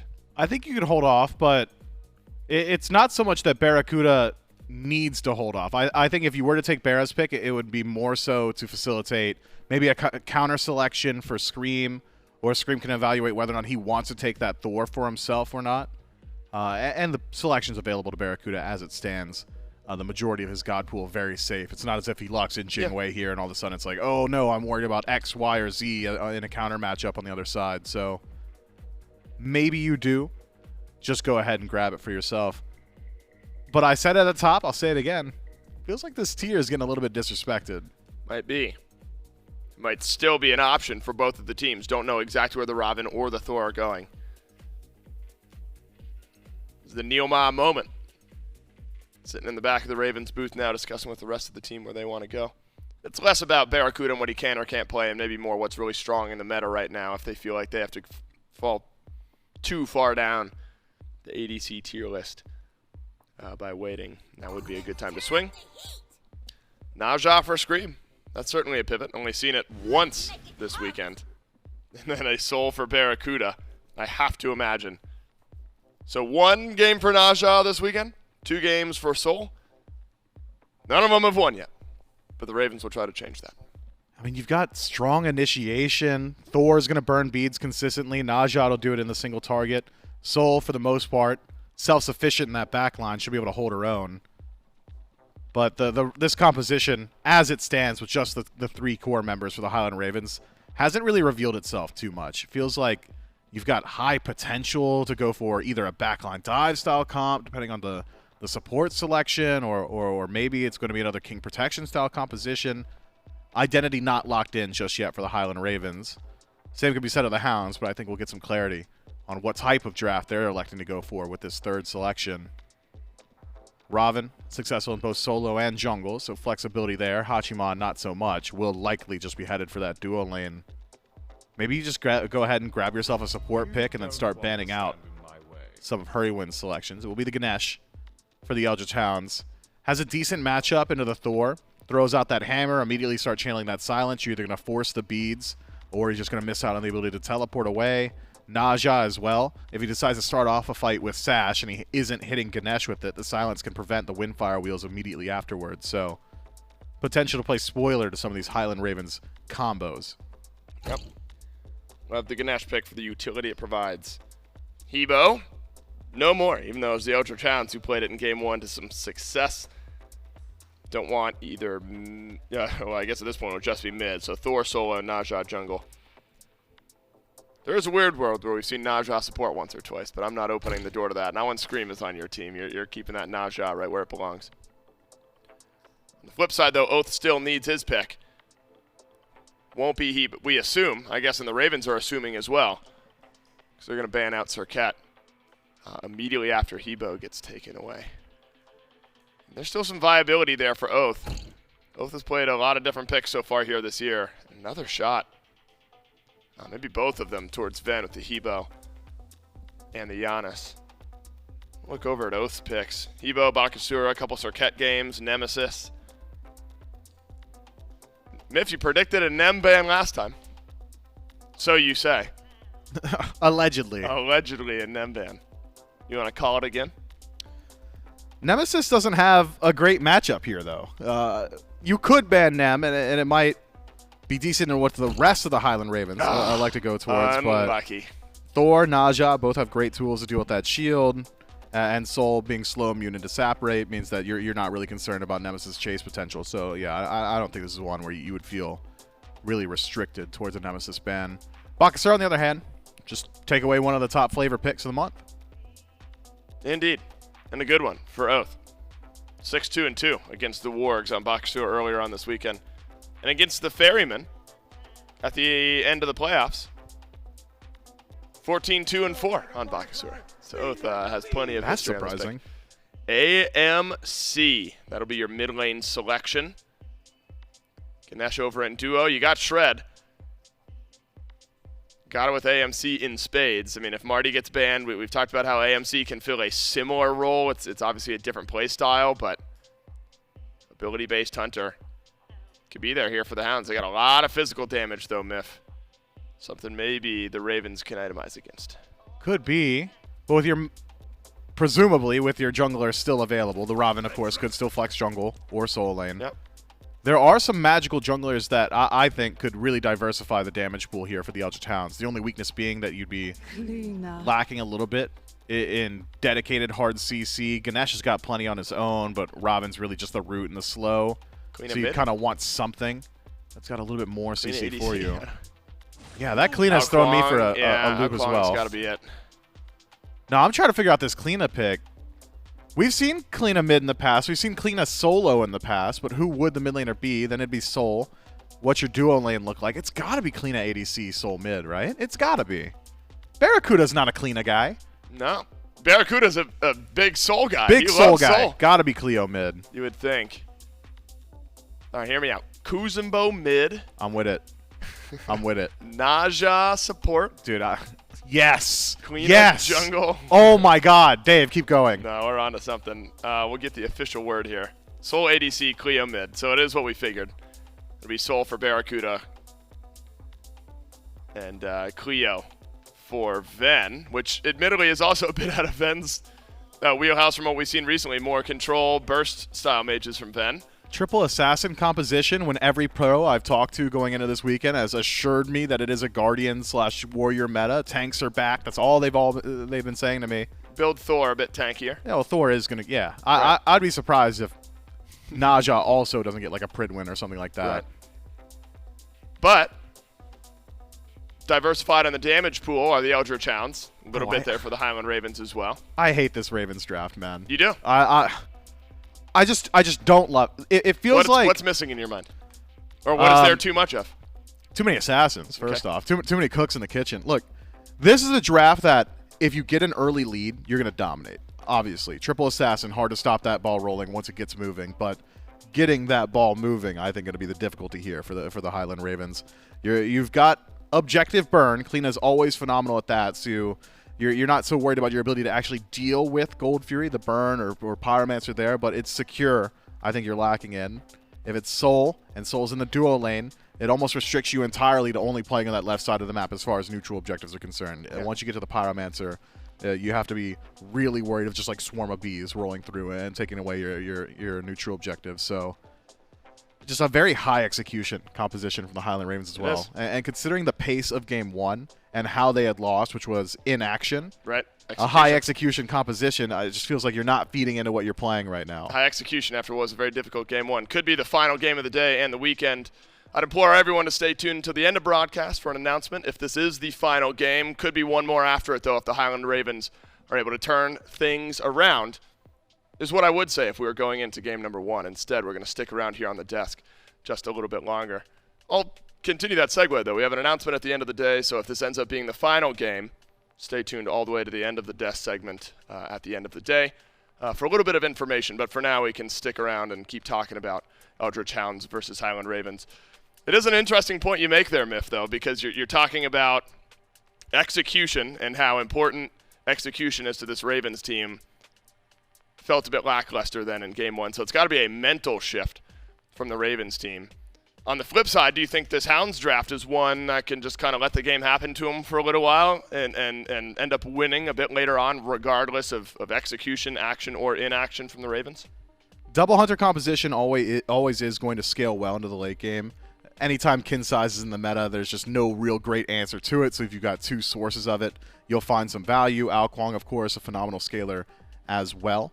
And so if this does go 30, 40 minutes, I would argue the Eldritch Hounds have got a slight edge.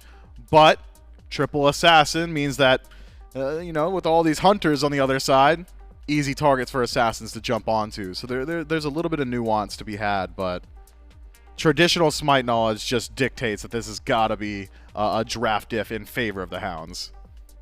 Miff, I got some good news for you. What's that? We're remaking the lobby. You don't mean it. I do. I do mean it. One more time. Oh man, we're on a leveling issue again. This time, though, we are. It wasn't even an auto level this time. He just hit the wrong button. That's crazy. Do you want to say who it was? It was Tyler Whitney. And the ones who know will know. That's right. Tyler Whitney misleveled his ability, and so we're going to be remaking the lobby just prior to going into game number 2 here. We're going to take a quick breather here. Game 2 of our final set of the weekend just around the corner. Stick around.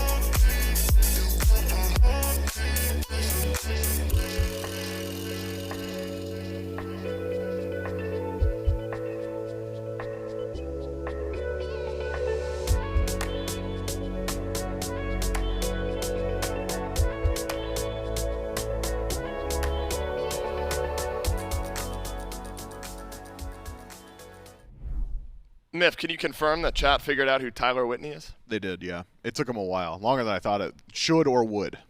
Yeah, and Tyler Whitney is. That's Hurry Wind. That is Hurry That's Wind. the Miss level support for the disabilities. Ravens, And that's so right. you can yell at him if you'd like before we go into, into not game us. number 2 here. Not Stop us. yelling at us. Please stop. I Please. can hear it from here. They're the worst. God, stop. They're the worst. It's unbelievable. Game 2, Miff. Eldritch Hounds, Highland Ravens is the mental deficit too big for me. Run it back. Run it back. You got it.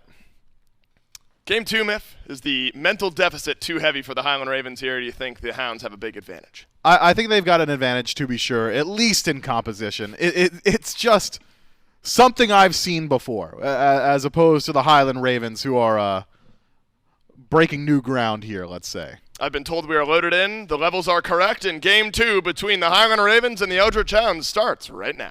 A quiet Game 1 from the Highland Ravens. They're going to have to make some noise if they want to avoid elimination here at SMITE Masters. The Eldritch Hounds looking for game point against their opponents. Dimes, Trelly, Doug. You know the drill, SMITE chat. Put your hands up in the air for what could potentially be the final match of the day, Trelly. First of all, perfect 50-50 there from the Ravens and Look the at Hounds. that. Which we love to see. I don't think we've seen that so far this weekend. But I love to see it now. And with that being said, Okay. I think it'd be hilarious to watch Hurry pull 3 buffs, walk up to the little triple bounce spot, and then pop his 2, and pop the shell spikes and just reflect like 7 damage a shot. He leveled the wrong ability again, but you only get 1 remake. Yeah, he's like, oh boy, guys. All right, well, we're gonna have to just watch as my shell spikes try and clear this one. Either way, this composition is interesting. Certainly ringing a bell. Triple assassin. Yep. Guardian. Yep. Mage. Yep. Magical ADC. We have seen Oleron. That was the only magical ADC so far this tournament. I was shocked by it. Won some, lost some. Soul, a little bit different, but look at the build. I mean, Death's Toll into what I can only assume is Telekines for Barra. Barracuda has gone on to say in an interview that sometimes he feels like with this team, the Highland Ravens, they might have too many cooks in the kitchen. That's his exact words. In this team comp seems to be... It's cooking. It seems to be the product of too many cooks in the kitchen. Not to say it can't work. Assassins have immense pressure early, so a snowball could be forming this very moment and rolling down a mountain to topple the Eldritch Hounds. But with traditional SMITE knowledge at our hand, it's not going to be easy. You know, there's a saying, Trelly, now we're cooking with gasoline. Yep. You know, when something's... This is cooking with, like, something like jet fuel. I feel like if it's going to pop off, it's going to be explosive. It's going to be flashy. I'd call it damp wood. Cooking with damp wood. Oh, no, those are 2 very different things, Trelly. I could see that you were going with, it's going to pop off real hard. Yeah, I was trying to be positive and look up as Stream takes half his HP in the middle lane there. We're going to Hurry win, falling down the left-hand lane, I should say. Barracuda and Hurry having to back off there. Quick and Vaporish Coast looking a bit unhealthy as well. But I think jet fuel is a little bit more preferable to damp wood, Trelly. It's going to be large. It's going to be explosive. Lots of damage coming out of Assassins. Speaking of large and lots of damage, here comes Oath. Unfortunately, this gank gets called out because Scream fought him the whole way here. So they will not get caught out of the shield buff, and they will be able to retreat for free. But still, with Scream showing up, the Highland Ravens surge forward. They are not alone. They will just march up as a squad of 3 trying to grab this shield buff. Okay, so now that we're at 2 minutes, we can actually start talking about SMITE here for a little bit. All right. Obviously, 3 assassin composition, a little bit more traditional coming out of the Eldritch Hounds. I mean, the highlight of game number 1, in a weird way, was the complete silence from the Highland Ravens, right? The inability to step forward, not really contesting any objectives, just real quiet on the Highland Ravens front. 3 assassins, I mean, gonna have to get active here. That's a good game point. Number 2. That's a good point. If we're calling, the lack of fighting the highlight of game 1, which I certainly would not, but because you are right, that is what we saw. This is the polar opposite. This is, right. Hey, we just want to ult, we want to get in there, we want to scrap, and that is definitely a step up for me because the Highland Ravens have been looking like one of the most mechanically gifted teams in the SPL throughout this whole first phase, right? I mean, they finished 2nd place because of that. I expected them to have some new strats here for this new patch, of course, but also just be able to mechanic stiff more often than not. So if you're going to pick 3 assassins to do so, I'm excited to see how it goes through. But notably, the start that some of these assassins have gone for, in particular Ven, once again the Bumbas, once again, not a stacking item in the Warlocks, but with the Soul Eater, tells me he's not trying to fight, right? He wants to get this Soul Eater online. He wants to stack it up as quickly as possible. And if you're going to be doing that, you're probably not looking for 1v1s versus an AMC anytime soon. Speaking of the ANC, what a perfect segue that was, Charlie. It's like you could read my mind here. Set it on the desk, kind of maybe an alternative to the Marty when that one's banned away. Right. Amu's and Cobb, a little bit of mobile, got good damage, great shred. The up down from Ducky just to force Haddix out of lane here. Talk me through BenAQ on the B. He just likes this pick a lot. I know that, he's been called the secondary to Marty because he does have that extra pen built into the kit. You can still go double Hunter, and of course, Oath always likes to go towards this Ao Kuang. But AMC just has tremendous clear. Once he gets that Transcendence online, he essentially full clears with his Honey and his Swarm, and he's able to zoom across the map with those Hives pretty consistently. Still has tremendous burst, and it's pretty easy to ignore how hard it is to get close to an AMC. But with 3 Assassins, I'm thinking the Highland Ravens might have an easy way to do it. They could just close the gap with Anvil of Dawn from Haddix, or of course Scream can just hit that sash. There are plenty of ways to try and pull the beads here off of BenAQ. Now we've chit-chatted about how important it is. Speaking of importance, BenAQ, those beads came in handy there. Pretty important for the middle lane B. Gets out of the grasp of Scream. Scream using those Windfire wheels aggressively. And immune away from BenAQ there. Those going to be down for quite a little bit here. We've talked about the Highland Ravens, talked about their high execution comp, second one they've drafted in a row. Much more traditional here from the Eldritch Hounds. I mean, essentially, pretty much seeing the same playstyle as game one as Oath has made the rotation in. Hurricane, execute range. A clutch ultimate there for the CC immunity. Barracuda backs off as well. Safety over here in the dual lane for the Ravens. I love that play, though. I mean, the silence is saying, hey, if you don't have beads, we're going to execute you before you even have a chance to go into the death spin. But Hurricane, unfortunately, was not able to get into the watery grave. The execute threshold comes through, finally gets the click off, and Oath does not get the first blood, which means that just going to trade ult for ult. And that's going to be just fine here for the Highland Ravens. They are happy for that trade because the alternative, of course, is you lose your only tank on the squad, your only traditional tank, I should say, for first blood there. But it seems like the Highland Ravens have been getting the better end of this duo lane. Sol and Kuzumbo have good pressure here. And actually, it's Ducky versus 3 currently, and here's Ven as well. Oh, the Highland Ravens would love to find a first blood here, especially committing Venenu to this aggression on the Kalina. It's just a confirmation of the blue buff on the right side in the solo lane. Ao Kuang hovering around the mid lane as well.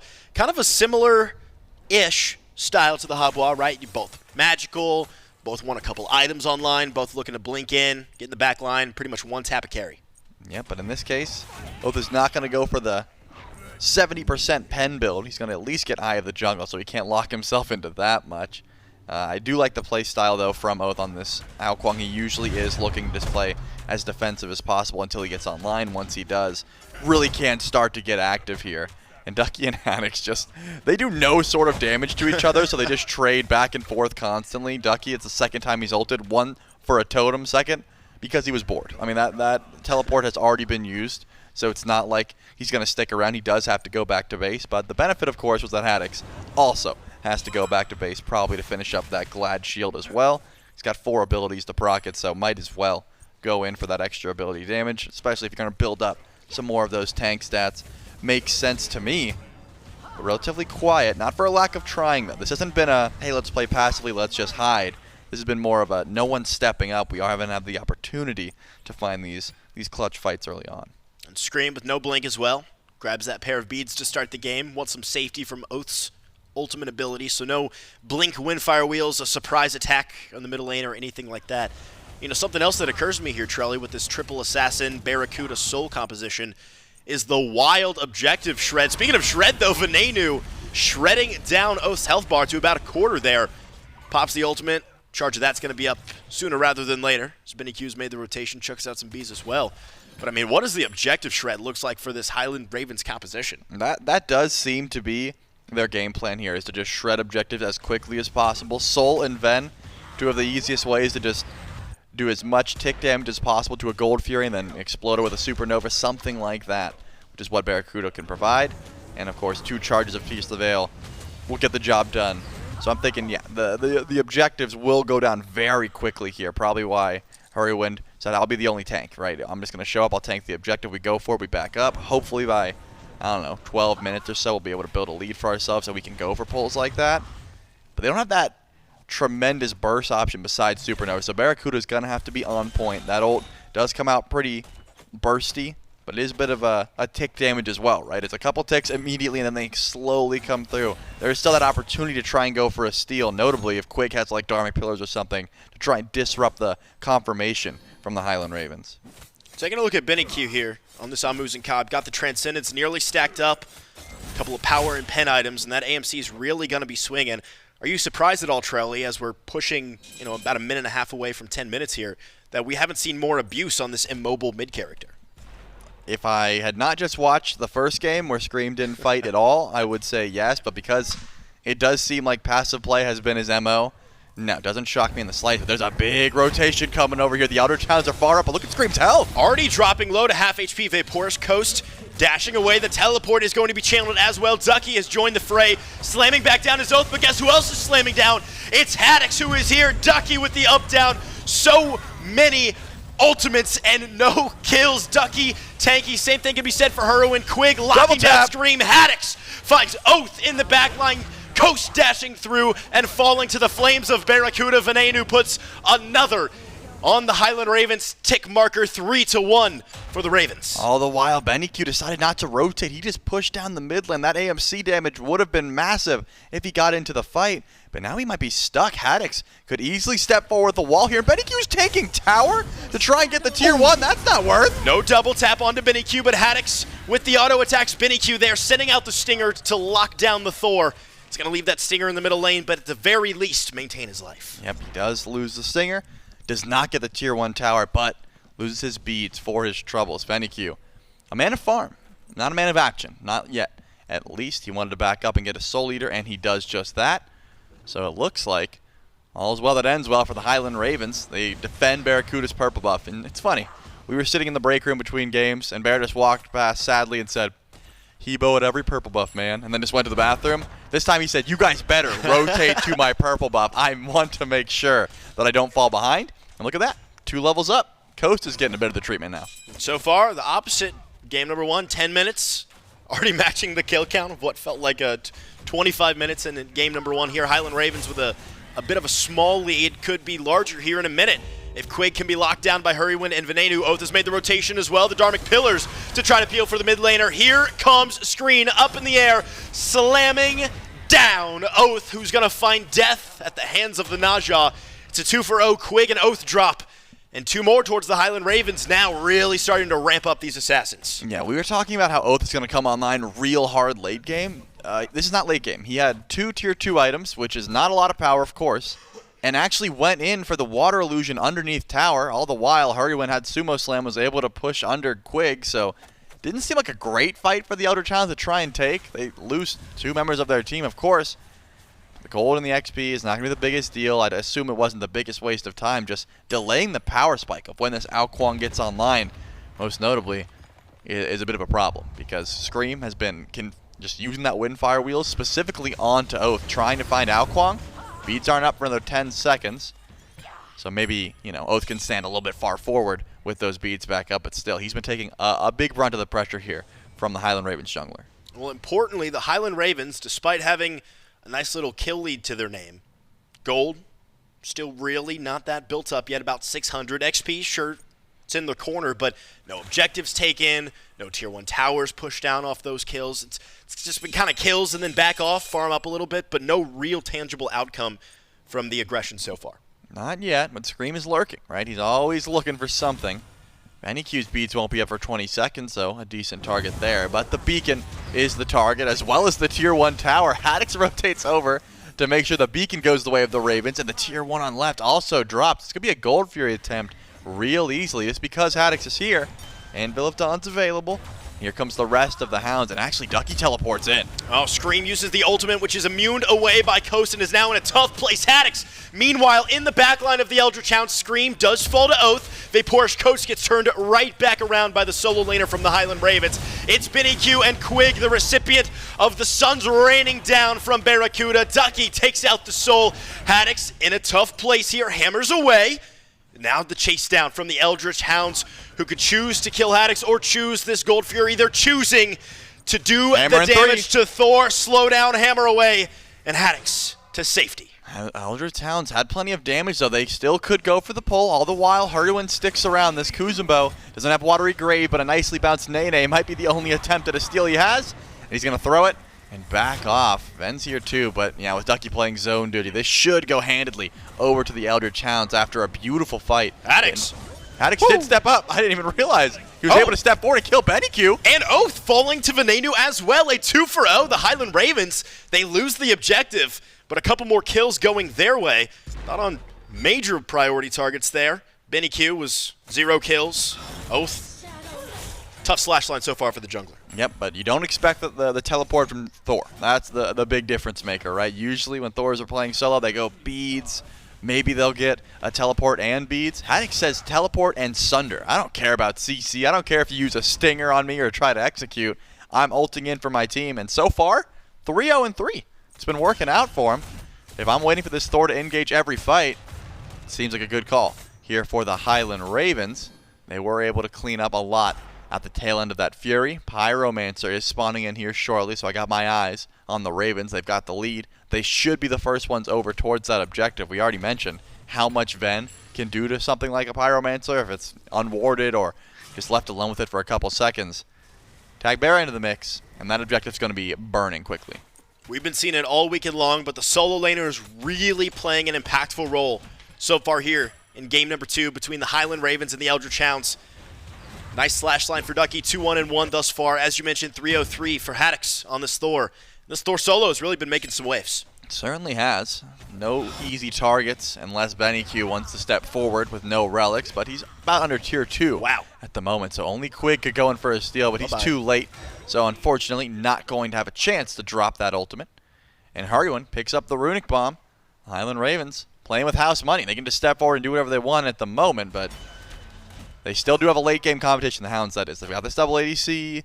They still have Ao Kwong, who is not looking great itemization-wise. I don't think just because they're getting dominated in the early that should be too telling, but a bit of a lane swap here. Ven says, don't worry, I'll handle left. Barra said, you guys need some towers down? I'm your man. I'm Sol, and they are gone. Tier 1 tower drops in the solo side of the map, and so far, personally, I'm really happy with this switch up from the Highland Ravens. Getting a little more active on the map. A lot more active on the map. A lot more, like 100% more active on the map, actually. Being proactive with ganks, taking fights, turning them around. Speaking of fights, Venenu might be the recipient of one here. Haddix is in support of the mid laner. Quig is the target, low HP. Vaporish Coast on the horsey just for a little bit of the damage. Haddix has to hammer away. Oath with the follow-up. Immediately up in the air goes Haddix and slamming back down onto Quig. Silence out of Haddix, who has to run away. Scream takes a member of the Eldritch Hounds in the air. It's going to be Quig who's going to fall to the might of Venenu. Hurry went spinning around in the back line, creating the distraction, allowing Scream to escape for just a moment. The CC comes through from the Highland Ravens. Oath with a sliver of HP. Haddix does not see Scream up in the air. Oh my gosh. Oath eats Scream, puts it down his gullet. Is the smashdown coming from the Ao Kwong? Barracuda takes down Ducky in the meantime. Here is the Bianc, who gets eviscerated by Venenu. Goes in aggressively, doesn't work out for the jungler. 3-1, the Highland Ravens on top. All right, you get one of those, but Haddix is still around, hiding around the corner. He wants to find a wall into a double tap, but Coast not going to let it happen. BennyQ is still lurking as well. Good damage, but not great. So Haddix decides to back up. That stealth play on to Scream was insane. But what was more insane? Going back down right on top of Ven with that little HP. Oath said, hey, I'm 1-4 at this point. I end up, he was actually 2-3. Doesn't matter. He's like, I'm not worth much. I go in, help my team. Maybe it works out. Doesn't, but hey, makes for a cool play. Ven's 4-0. The shutdown would have been nice, but does not come through. So now the Highland Ravens get to continue their aggression. The Oni Fury spawning in here shortly. You know they want to get some vision down, so Coast immediately grabs that shield buff and tries to get out. Walks over a ward, though, so the Highland Ravens know exactly where he is. And Ven, he's anywhere but mid lane. I mean, he's not going to stay around in mid anymore. He does not care for it. And it's actually Scream who's covering duo. Lane swaps in every lane at this point. This composition does not call for traditional laning, that is for sure. And so far it's been working out. You called out Venenu, 4-0-6. Another assassin on the board, 3-0-5. Composition so far working for the Highland Ravens, but we're pushing 20 minutes now. The Eldritch Hounds definitely able to scale up. Do you see the Highland Ravens continuing to pressure on, or the Eldritch Hounds, as they scale, being able to take the fight back to them? Seems like the Highland Ravens are already grouped up towards the Oni Fury. They want to fight, right? They want to step forward. They said, hey, we've got the beads timer on Oath. That's not going to be up for 56 more seconds. That's a great target for an Anvil of Dawn or just some great CC from pretty much anyone on the Ravens so far. This beacon is also spawning in, and the Ravens are the first ones to step forward. Beautiful stun. Eyes on Scream, sneaking around the back line here, but Ducky turns it right back around with a Mystic Rush over the top. Hurrywin trying to create some space in the back line. Haddix doesn't need it, though, slamming down from the skies as Thor. The Dharmic Pillars doesn't get any value, and now it's a full-on retreat from the Highland Ravens, looking to group up, regroup. Stygian Beacon here being looked at by the Ravens, charged up to about half. Ducky, no ultimate, only ultimate online for the Eldritch Hounds comes in the form of Oath Dragon. May not be able to use it here, though. Sashing in aggressively, Scream taking Ducky up in the air. So tanky is Ducky, though. Can the Highland Ravens confirm this solo lane kill? Nope. Answer is no. Oath in the backline, though. Haddock so tanky, and these are two compositions that really need some shred online. Barracuda falling low. Barracuda falling to the grave, courtesy of Oath in that water illusion. That's Oath coming in massive for his team. Did not get active in that fight. Sat in the jungle and waited for his moment. Finds it onto Barracuda. Both relics available. Just did not think he had to against that water illusion, and because of it, falls down. And the Eldritch Hound's able to grab that Pyromancer. Beautiful scrap. Started with Ducky going to the back line. You were talking about who should be getting aggressive. I certainly thought it was going to be the Ravens, but Ducky starts off that fight. Mystic Rush into the back line. Says, hey, Soul, that's my target. I'm going to use all my Pridwin damage, all my Manticore spikes on one character. Gets Barra low. Doesn't get too much from it. Gets taken up to the sky by Scream. Doesn't fall, though. This is the benefit of building the way that Robin has. Ducky is not unkillable, but it's still very hard, even with so many eyes on you. Got a Fury online here. It's the Oni. Ducky rotates in via that teleport. Barracuda also in the vicinity as well. Both of these squads looking to take fights around objectives around this Oni Fury. Pyromancer is going to be down. Got a little bit before the next beacon spawns up. Fire Giant just a glint in the eye at this point. But Haddock's more than happy to farm on this right-hand side. And that last fight, what really stood out to me here, Trelly, Ducky and Haddock's were eating abilities and just not going down. Like, absolutely not. Is that a penetration issue? Is that just a characteristic of today's meta and what these solo laners bring? Walk me through it. It does seem like a bit of not only the meta shifts, but also not too much damage was focused. Up until Ducky goes up into the air, he did land on a supernova, right? Barracuda had some decent damage. But the unfortunate part about Kuzubo is the sumo slam. That is a very hard CC to try and navigate. Hurrywin pushes into the wall, trying to make sure there was no overhead kick, and that means the majority of the solo did not hit. Oni Fury getting shredded down here by the Highland Ravens. It's Coast and Benny and Ducky here to play defender for the Oni Fury. It's enough to, for the moment at least, push the Highland Ravens off this objective. You got to get Haddix over to this left-hand side if you want to take a 5v5. Yeah, he doesn't have the teleport, so he has to go over the old-fashioned way. Hammer will get him close, and then he still has Anvil of Dawn. But the other towns don't want to gamble on that objective pull, so they will just retreat. All the while, the Highland Ravens, they've got some decent ward coverage, but it's mostly the Hounds that have vision on this side of the map. That's why they know they can step forward and at the very least grab this Tier 1 tower. Hurrywin's nearby, but do you really want to go that way? I don't think so. He's going to go the safe way behind, and Vet might be the first one to see him. Venenu also able to get in the wall if necessary. Ducking, leading the charge for the Eldritch Hounds. Hurrywin peeking around the corner here, trying to see if all 5 members of the Hounds are available. Oath just kind of hanging in the back line there. Has a fantastic angle here on the Highland Ravens. Coast drops down low, but not all the way. Haddix locked down for the moment. Scream taking the ADC up in the air and finishing him off. Barracuda in the back line. But Disapparate to escape damage. Scream with a fantastic Aegis to stay alive for just one more moment. It's not enough. Ducky takes down the jungler. Yep, and now it looks like the chase is coming through for the Hounds. They want to step forward. All the while, Haddix gets silenced out. No hammer for you. Oath gets another one. And it's a full-on backpedal here from the Highland Ravens. Low mana for Hurrywin, low mana for Venenu. They have to watch on here as the Eldritch Hounds shove minions under this Tier 2 tower. Got Benny Q throwing some of those singers, throwing some of those bees. It's not going to be enough to take this Tier 2, but pressure applied here by the Hounds. Yep, they won't be able to grab it, but surely they go back for that Oni Fear. That's still the objective that started all of this aggression, and no one else is going to step forward, so that's where the Hounds head. I don't think Haddix is going to teleport in time. That's 18 seconds away. So the Eldritch Hounds, after what seemed like a great fight, I mean, Hurrywin goes to the back line, makes Coast's life absolutely miserable. Haddix hits a good wall. Scream is able to use that Windfire Wheels to confirm that kill, but it was the retreat after. And you've brought to my attention just how tanky Ducky is. He hasn't bought a full item in such a long time. He's got plenty of gold in his pocket. But look at this from the Ravens. Look how slow the Eldritch Hounds are to go back. They have no idea. Beautiful, and the Ravens have the shred for That's this gone. objective at 23 minutes. This Fire Giant is going to go the way of the Highland Ravens. They lose the Fury, but who cares? You get the Fire Giant wrapped around the waist unless Quig can somehow pull a miracle steal off. Ain't gonna happen though. The Eldritch Hounds have to watch on as the Fire Giant goes down to the Ravens. Yep, this did seem like the reason that the Highland Ravens picked a composition like this. They can absolutely destroy objectives if given the opportunity. And unfortunately, the Hounds did not pull Oni Fury back. They pulled Oni, maybe I'll do green buff, chest camps up. Hey, purple spawned in. All the while, Oath?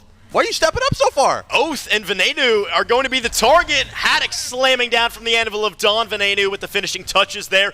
Ducky now caught between the entirety of the Highland Ravens, but goes in aggressively on Soul Barracuda. Gets knocked up here by the Kuzubo. Meanwhile, Haddix and Venenu in the backline causing so much havoc. Vaporish Coast takes out the mid laner. Haddix turns it around on Ducky. Benny Q stuck, immobile, only has to watch on as the rest of his team dies. It is a 3-for-1 Venenu streaming worth. Yep, but look at this, double ADC, and they're stepping forward. Look at these low health bars. Benny Q, Oh. he wants to fight, and he wants to go in for the Pyro. He will be able to confirm that one.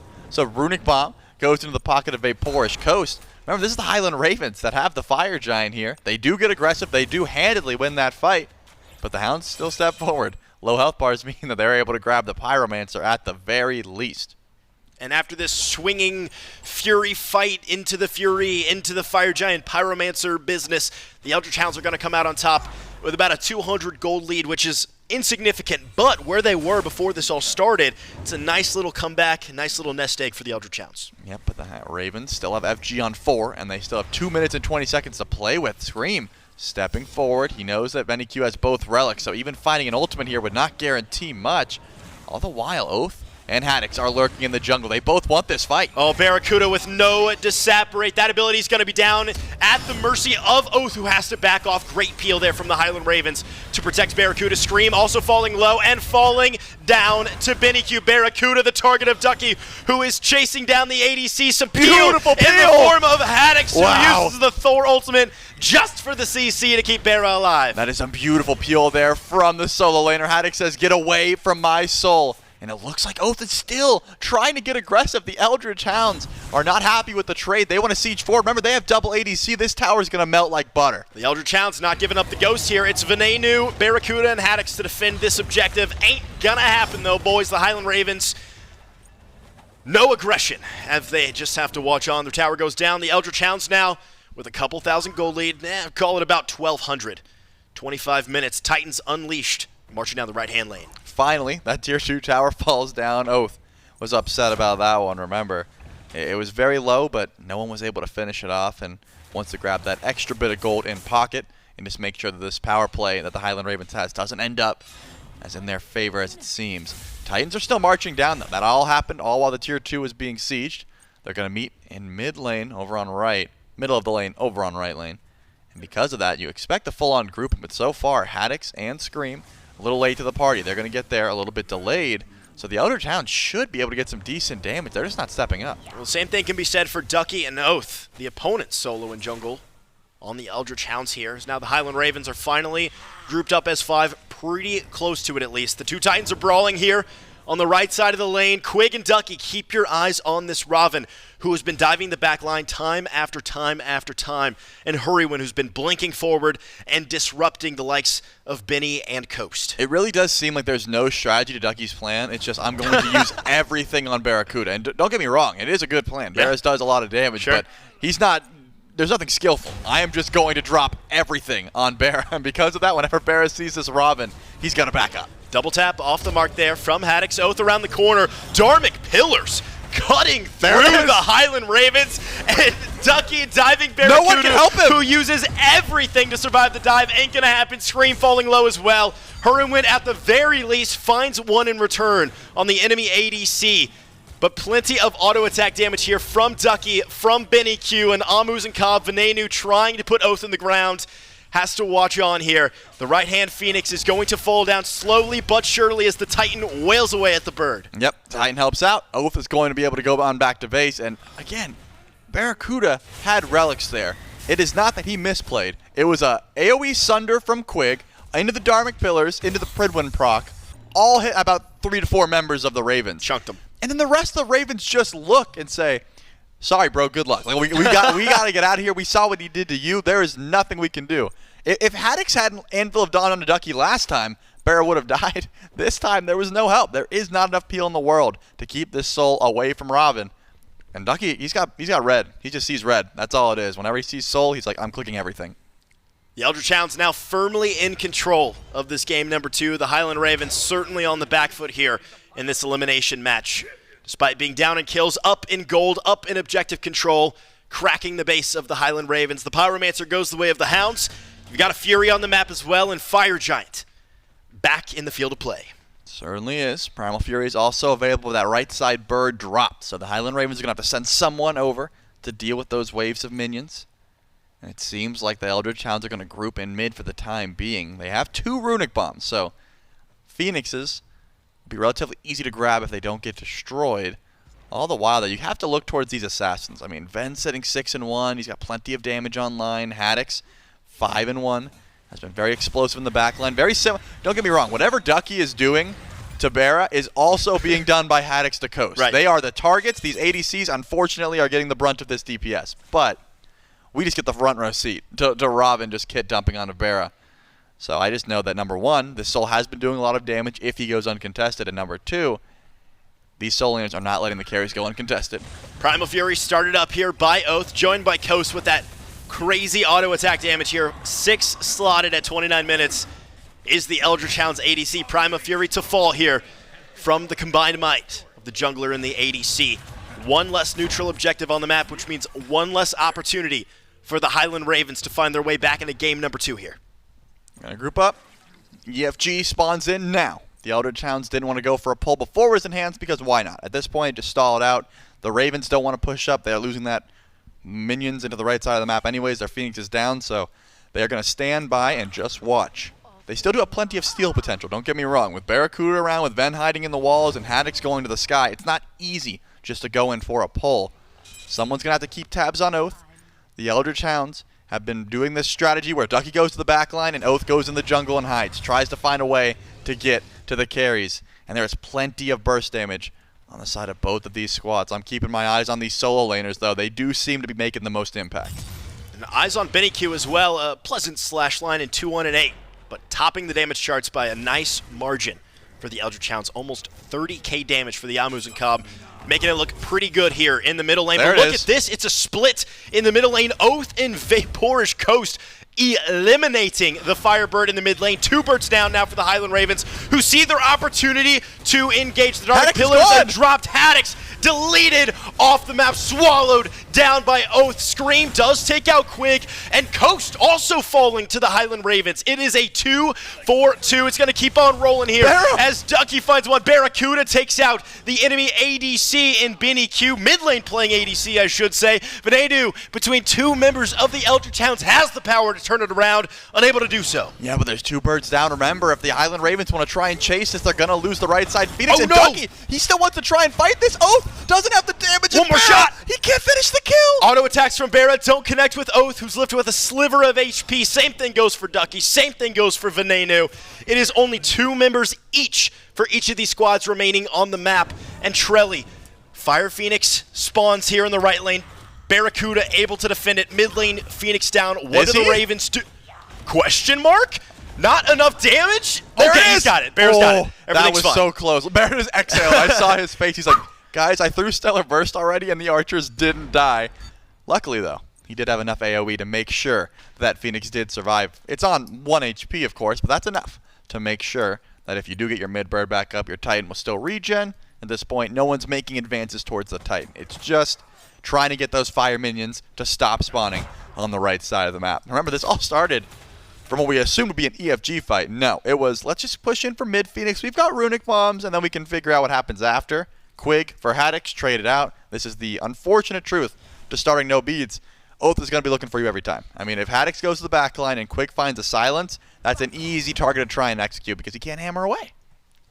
We're at 32 minutes here, Trelly. Level 20 across the board. Pyromancer falls. Items getting capped off here. Builds finalized. The Highland Ravens able to fight these Eldritch Hounds mano-a-mano. Take them on 5v5. And if not come out on top, at least stalemate the Eldritch Hounds pushing forward any further. Yep, and I have to draw, the conclusion that I think a lot of the Hounds have, and it's that Supernova, Barracuda's ultimate, has been chunking. If you get close to him and he's able to actually cast that ability, and it lands on someone who isn't Ducky, it is doing an absolute ton of damage, especially with that Calamitous Rod of Tahuti proc. It's been making lots of value, but look at the Hounds. I mean, they are just charging through the backline. This is not a sneak diss at all. Hurrywind's getting shredded. And Hurrywind is getting gone. Hurrywind dies to the likes of Benny Q. Scream is on full retreat. Barracuda hits the panic button as well. Ducky just running at the Highland Ravens ADC, playing the backline dive that the solo is so opt to do. Supernova down. Scream falls to Vaporish Coast. Trelly, 5 members of the Eldritch Hounds stepping forward into the base of the Highland Ravens. It's Venadu, Barracuda, and Haddix. A miracle defense here to stay alive at SMITE Masters. The Eldritch Hounds with 2 Phoenixes down, dishing out the damage, laying it into the Titan. Haddix up in the air. Who's going to be the target? A 3-man smash down from Haddix. Is it going to be enough to dissuade the Eldritch Hounds from taking out the Highland Ravens? A deicide, and the Eldritch Hounds best the Highland Ravens 2-0 as we round out SMITE Masters. I do not envy the position of the carries of the Ravens. So many times we got to see Ducky's point of view, and so many times I saw him not even lose his shield. It was just full HP, Pridwin, Glad Shield, disgusting damage, even the Sunder procs. And it wasn't a sneaky play. Again, that was not a let's wrap around, they won't see us. They were pushing waves times. It seemed like the Highland Ravens knew what was happening. They tried to group up for it. They realized they were too close, and they bit off more than they could chew. The Eldritch Hounds, they've played some games here at SMITE Masters, and their handle on the meta is impressive. I mean, Ducky literally running at Barracuda to finish that game. You called it all game long. Ducky, tunnel vision. You see red, you see Barracuda, you press 4, you kill him. It worked. Scream gets caught off from the left. What an end to an incredible 2-game set. It was slow in game 1. It picked up in game number 2. And Dave and Miff are going to bring us home. We sure are. The Eldritch Hounds, they got to find a way to get a win here in game number 2 because the Ravens are swinging early on in this game, but it's the Eldritch Hounds, Miff, that end up turning things around. You talk about the composition differences here. We're wondering how the Ravens comp would look. They jumped on Coast. They did it often. They killed Vaporish Coast a lot, the Ravens did. Unfortunately, the team fight headed in the opposite direction was a bit stronger.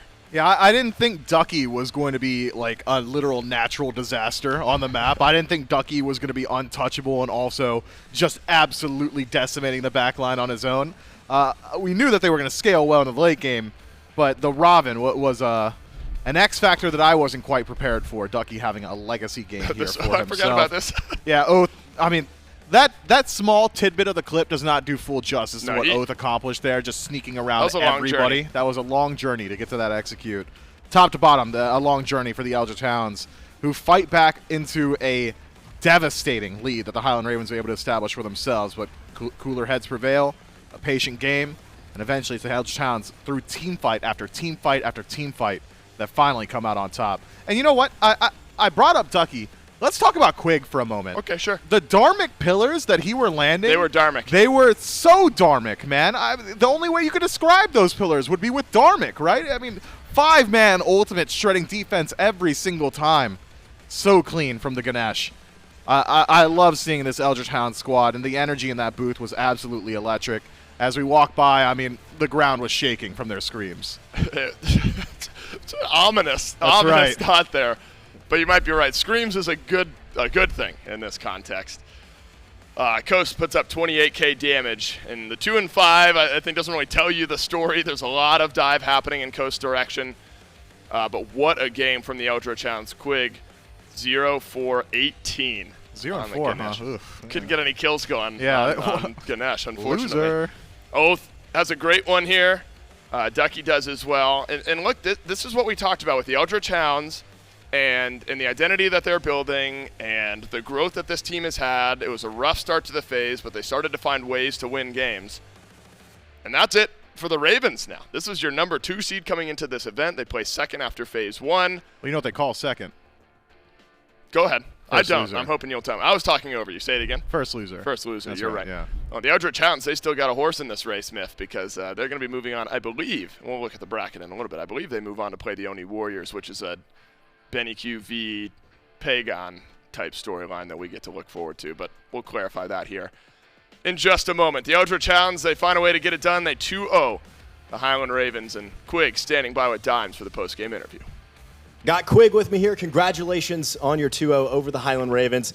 Game 1, kind of a slower paced game. Game 2, full of adrenaline. Let's start with game number 1, though. It's kind of a drawn-out, calculated game from the Eldritch Hounds. What was your game plan going in, and did you execute it to perfection, or was you kind of just playing at the Ravens' pace? I mean, I'm just happy with how we played. You know, we didn't really make any mistakes. They let us get through the early game. They drafted a lot of duo pressure, and we're kind of just sitting there invading their purple. Ducky played really well from behind. He's permanently getting his purples or his blues invaded, and even though he's down, he's just saying guys, as long as you're doing well on duo side, I'm fine to scale. And it's that's just what happened. They let us scale in game 1. Now, in game number 2, you kind of ratchet up the tension a little bit more, right? You see the Highland Ravens draft, you see the 3 assassins. Were you guys scratching your heads, or kind of what was your mentality seeing their comp and going into that game? I mean, we saw their comp, and we kind of had AMC in the pocket, and we know that AMC does really well into those dive comps as long as I'm there to sit back and peel for him. And a big boon for us there was if I'm able to get a good Dharmic Pillars and a good Sunder, it's they immediately have to walk back, and Ducky's just creating so much space that Benny's just kind of free casting. He has the cloak on AMC too, they can't one-shot him. I'm there to silence anybody that goes on him.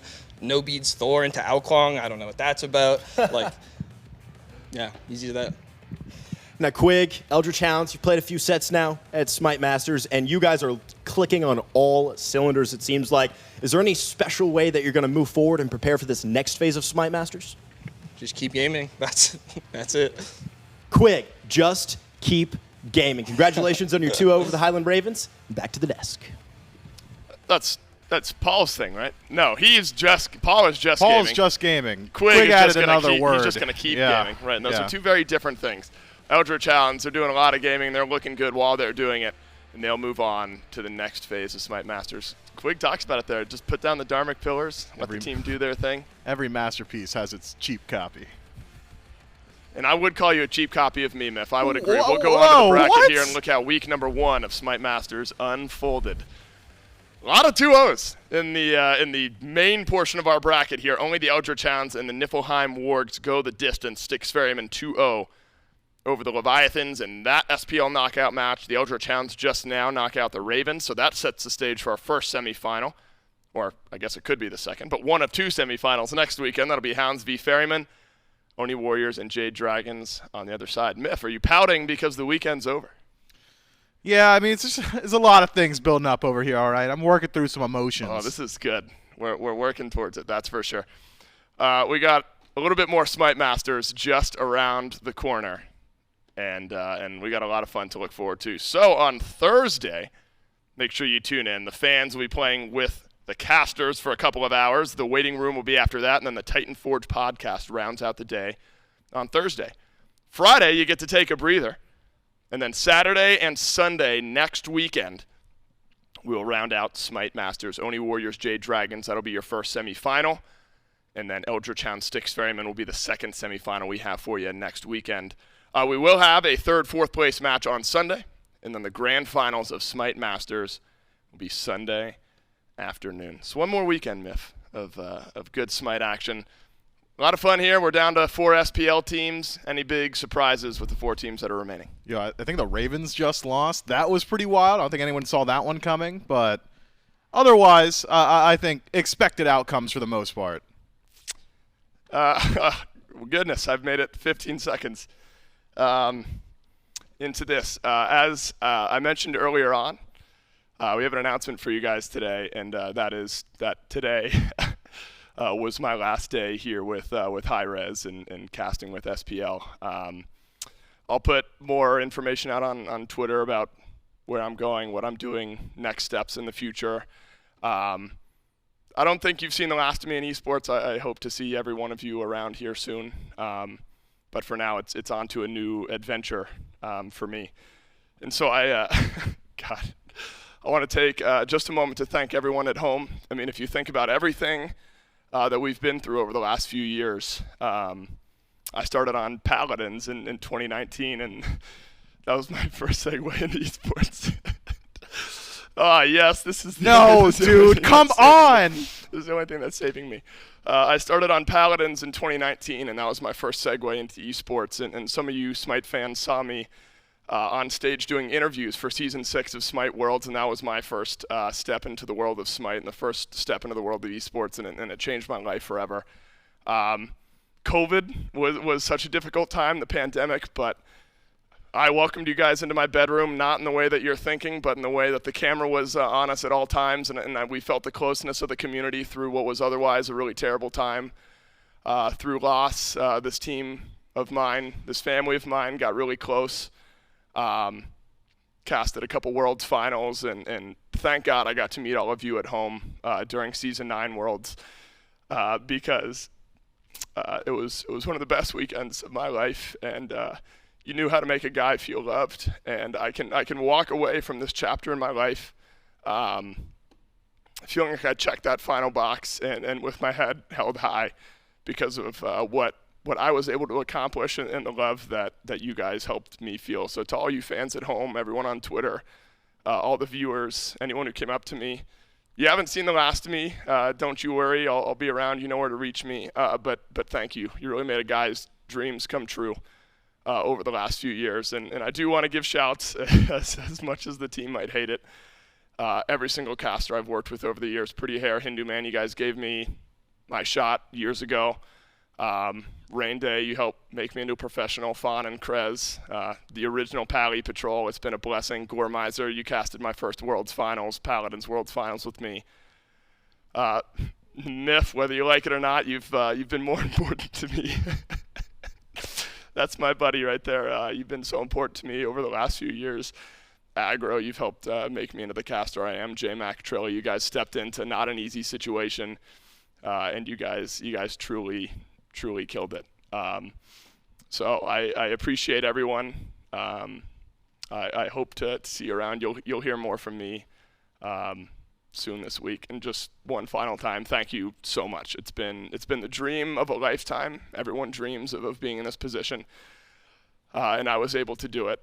And it's thanks to everyone at home and everyone here, not only the casters but production. Thank you, everyone, so much. And so for one last time, I've been Dolson. On behalf of me, all the other casters, everyone back in production, thank you so much for watching, and we'll see you soon. All right, I'll count you in. 3, 2. Hi, my name is Dave Dolson Olsen, and this is my SMITE story. Oh no, that's Paladins.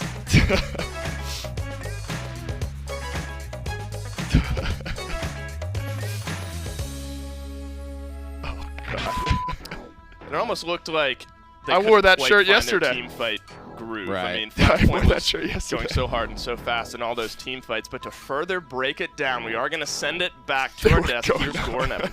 Right? Pretty tall, actually. They were going hard. Here, well, why don't we Yeah, help they you were out a little going bit? hard Okay. and fast in those There we go. team fights. That's a little bit more even. Yeah, I like this. Look at that. I feel good. Graham, how man. you feeling, man? I'm feeling great. This is your first deck segment, though, right? For My SMITE. first That's SMITE right. desk That's why segment. we had to bring in the tenure, right? Yeah. So Kept me up here on my own. Did you match on people at purpose home, that day? Definitely don't. I wanted to want be like Hindu Man when I grew up, so yeah, this worked. Curveball straight away. Oh, great. This ready is for this perfect. one? All right, Yeah. go ahead. That was easily the best one. Come on! Jesus. You kicked me out of the room to record that. Yeah, because I can't do scripted content. That's your fault. Oh, God. Oh, yeah. How many times has this happened to you? So many. There's no wrong way to sit. I still have that at as long home, by as the it's way. Viewers at home, I still got the Luckily, Nick, Maxnomic, when you don't and I you? were casting that one, it was a long, long set. And I would say the chair I'm sitting on, the Maxnomic chair, is lit. This is the lighter costume I'm in. I'm going to slowly turn around. The Maxnomic chair, a throne Oh, Ramsey, yeah. for royalty, and Ramsey is certainly royalty. She's grown up. It She's still requires happy no and healthy. convincing, no Chad, don't you worry. coercion. You don't have to force somebody When to was sit in this this? chair for hours on end because it's just that comfortable. It was As a right matter after of the fact, how Jade Dragons happy and the Oni Warriors. Tristan Oh, yeah, is to nice. be sitting in this chair. Happy Halloween, everybody, from Mystery Incorporated. My name is Fred, and I've got the rest of the squad here with me, but the SPL Strangler is strangling people, I guess, somewhere in the SPL. We gotta get this guy! It's time, we have to. We need to bear down, we need to buckle down and get him. It's time to split up, and it's time to start the SPL. Oh no, not my mom! I refuse to cry on the internet, so Mom, I love you. Great. Yeah, that's great. I really held to that, didn't I? Post-game interview. Happy Mother's Day to you. Happy Mother's Day Mom. to all the moms. Oh, fuck. Don't make me angry. Come on, Myth! You have no time for me. That's my speaker. We are SMITE! All right, let's try out Godslayer. Oh, this is. It really is that good. I don't know if his mic's picking up. He is moaning. It really is that good. It's really good. Code SMITE, Tastes by the way, like 10% coconut. off. I'm feeling a bit uncomfortable. I think it's time. This was your favorite bit, Myth. Suspenders to pop off. Look at the pit stains. Dude. Do we get my bad word in here? Suspenders? Do we get my bad word in here? Down there, want? Here. Please tell me we do. I'll bag him up. Look at Only this you throw. could magic Mike Get ready, Smite. Look at this. There's metal. Oh, shit. Oh, God. Yes. Sorry, I swore on cast. Oh, the weekend of my dreams. Welcome to game night. I am Dolson, and last week I lost, and guess who ye? It's cold outside. I'm about to get a whole lot more cold. We got Finch up Is it here on colder the or ladder more with cold? me. You can see how cold it is.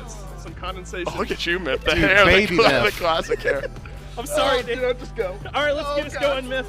You gotta help me out, bud. You This is ready? heavy. All right, so you lift. All right, I'm lifting. Okay. This was cold. Oh! Notice the upper traps, though, Myth, and how well defined they are. Let's balance. Yay! Come on, get in here, guys. Get in here. I'm wearing that Get shirt the shot. today. Happy birthday, Dave. We can't hear you, man.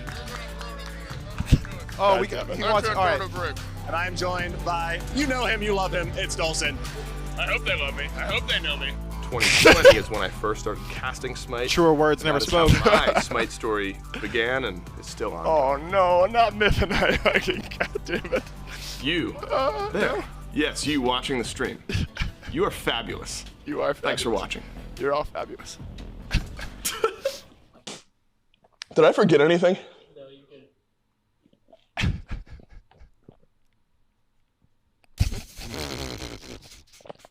That is. Oh, That is delicious. it was so bad. It was so bad. Oh, God. I'm good. I'm good. Holy Oh, that burp was. that is terrible. That burp was guttural. Oh, I love you guys. Oh, God. I'm going to go cry now. Ugh. Appreciate you guys. All right. I think that's my video. I love you guys so much. One final goodbye. One final thank you. And I assume there's a peach around the corner. And so from this tiny man in the tiny box, I love you all, and you'll see me soon. Bye now.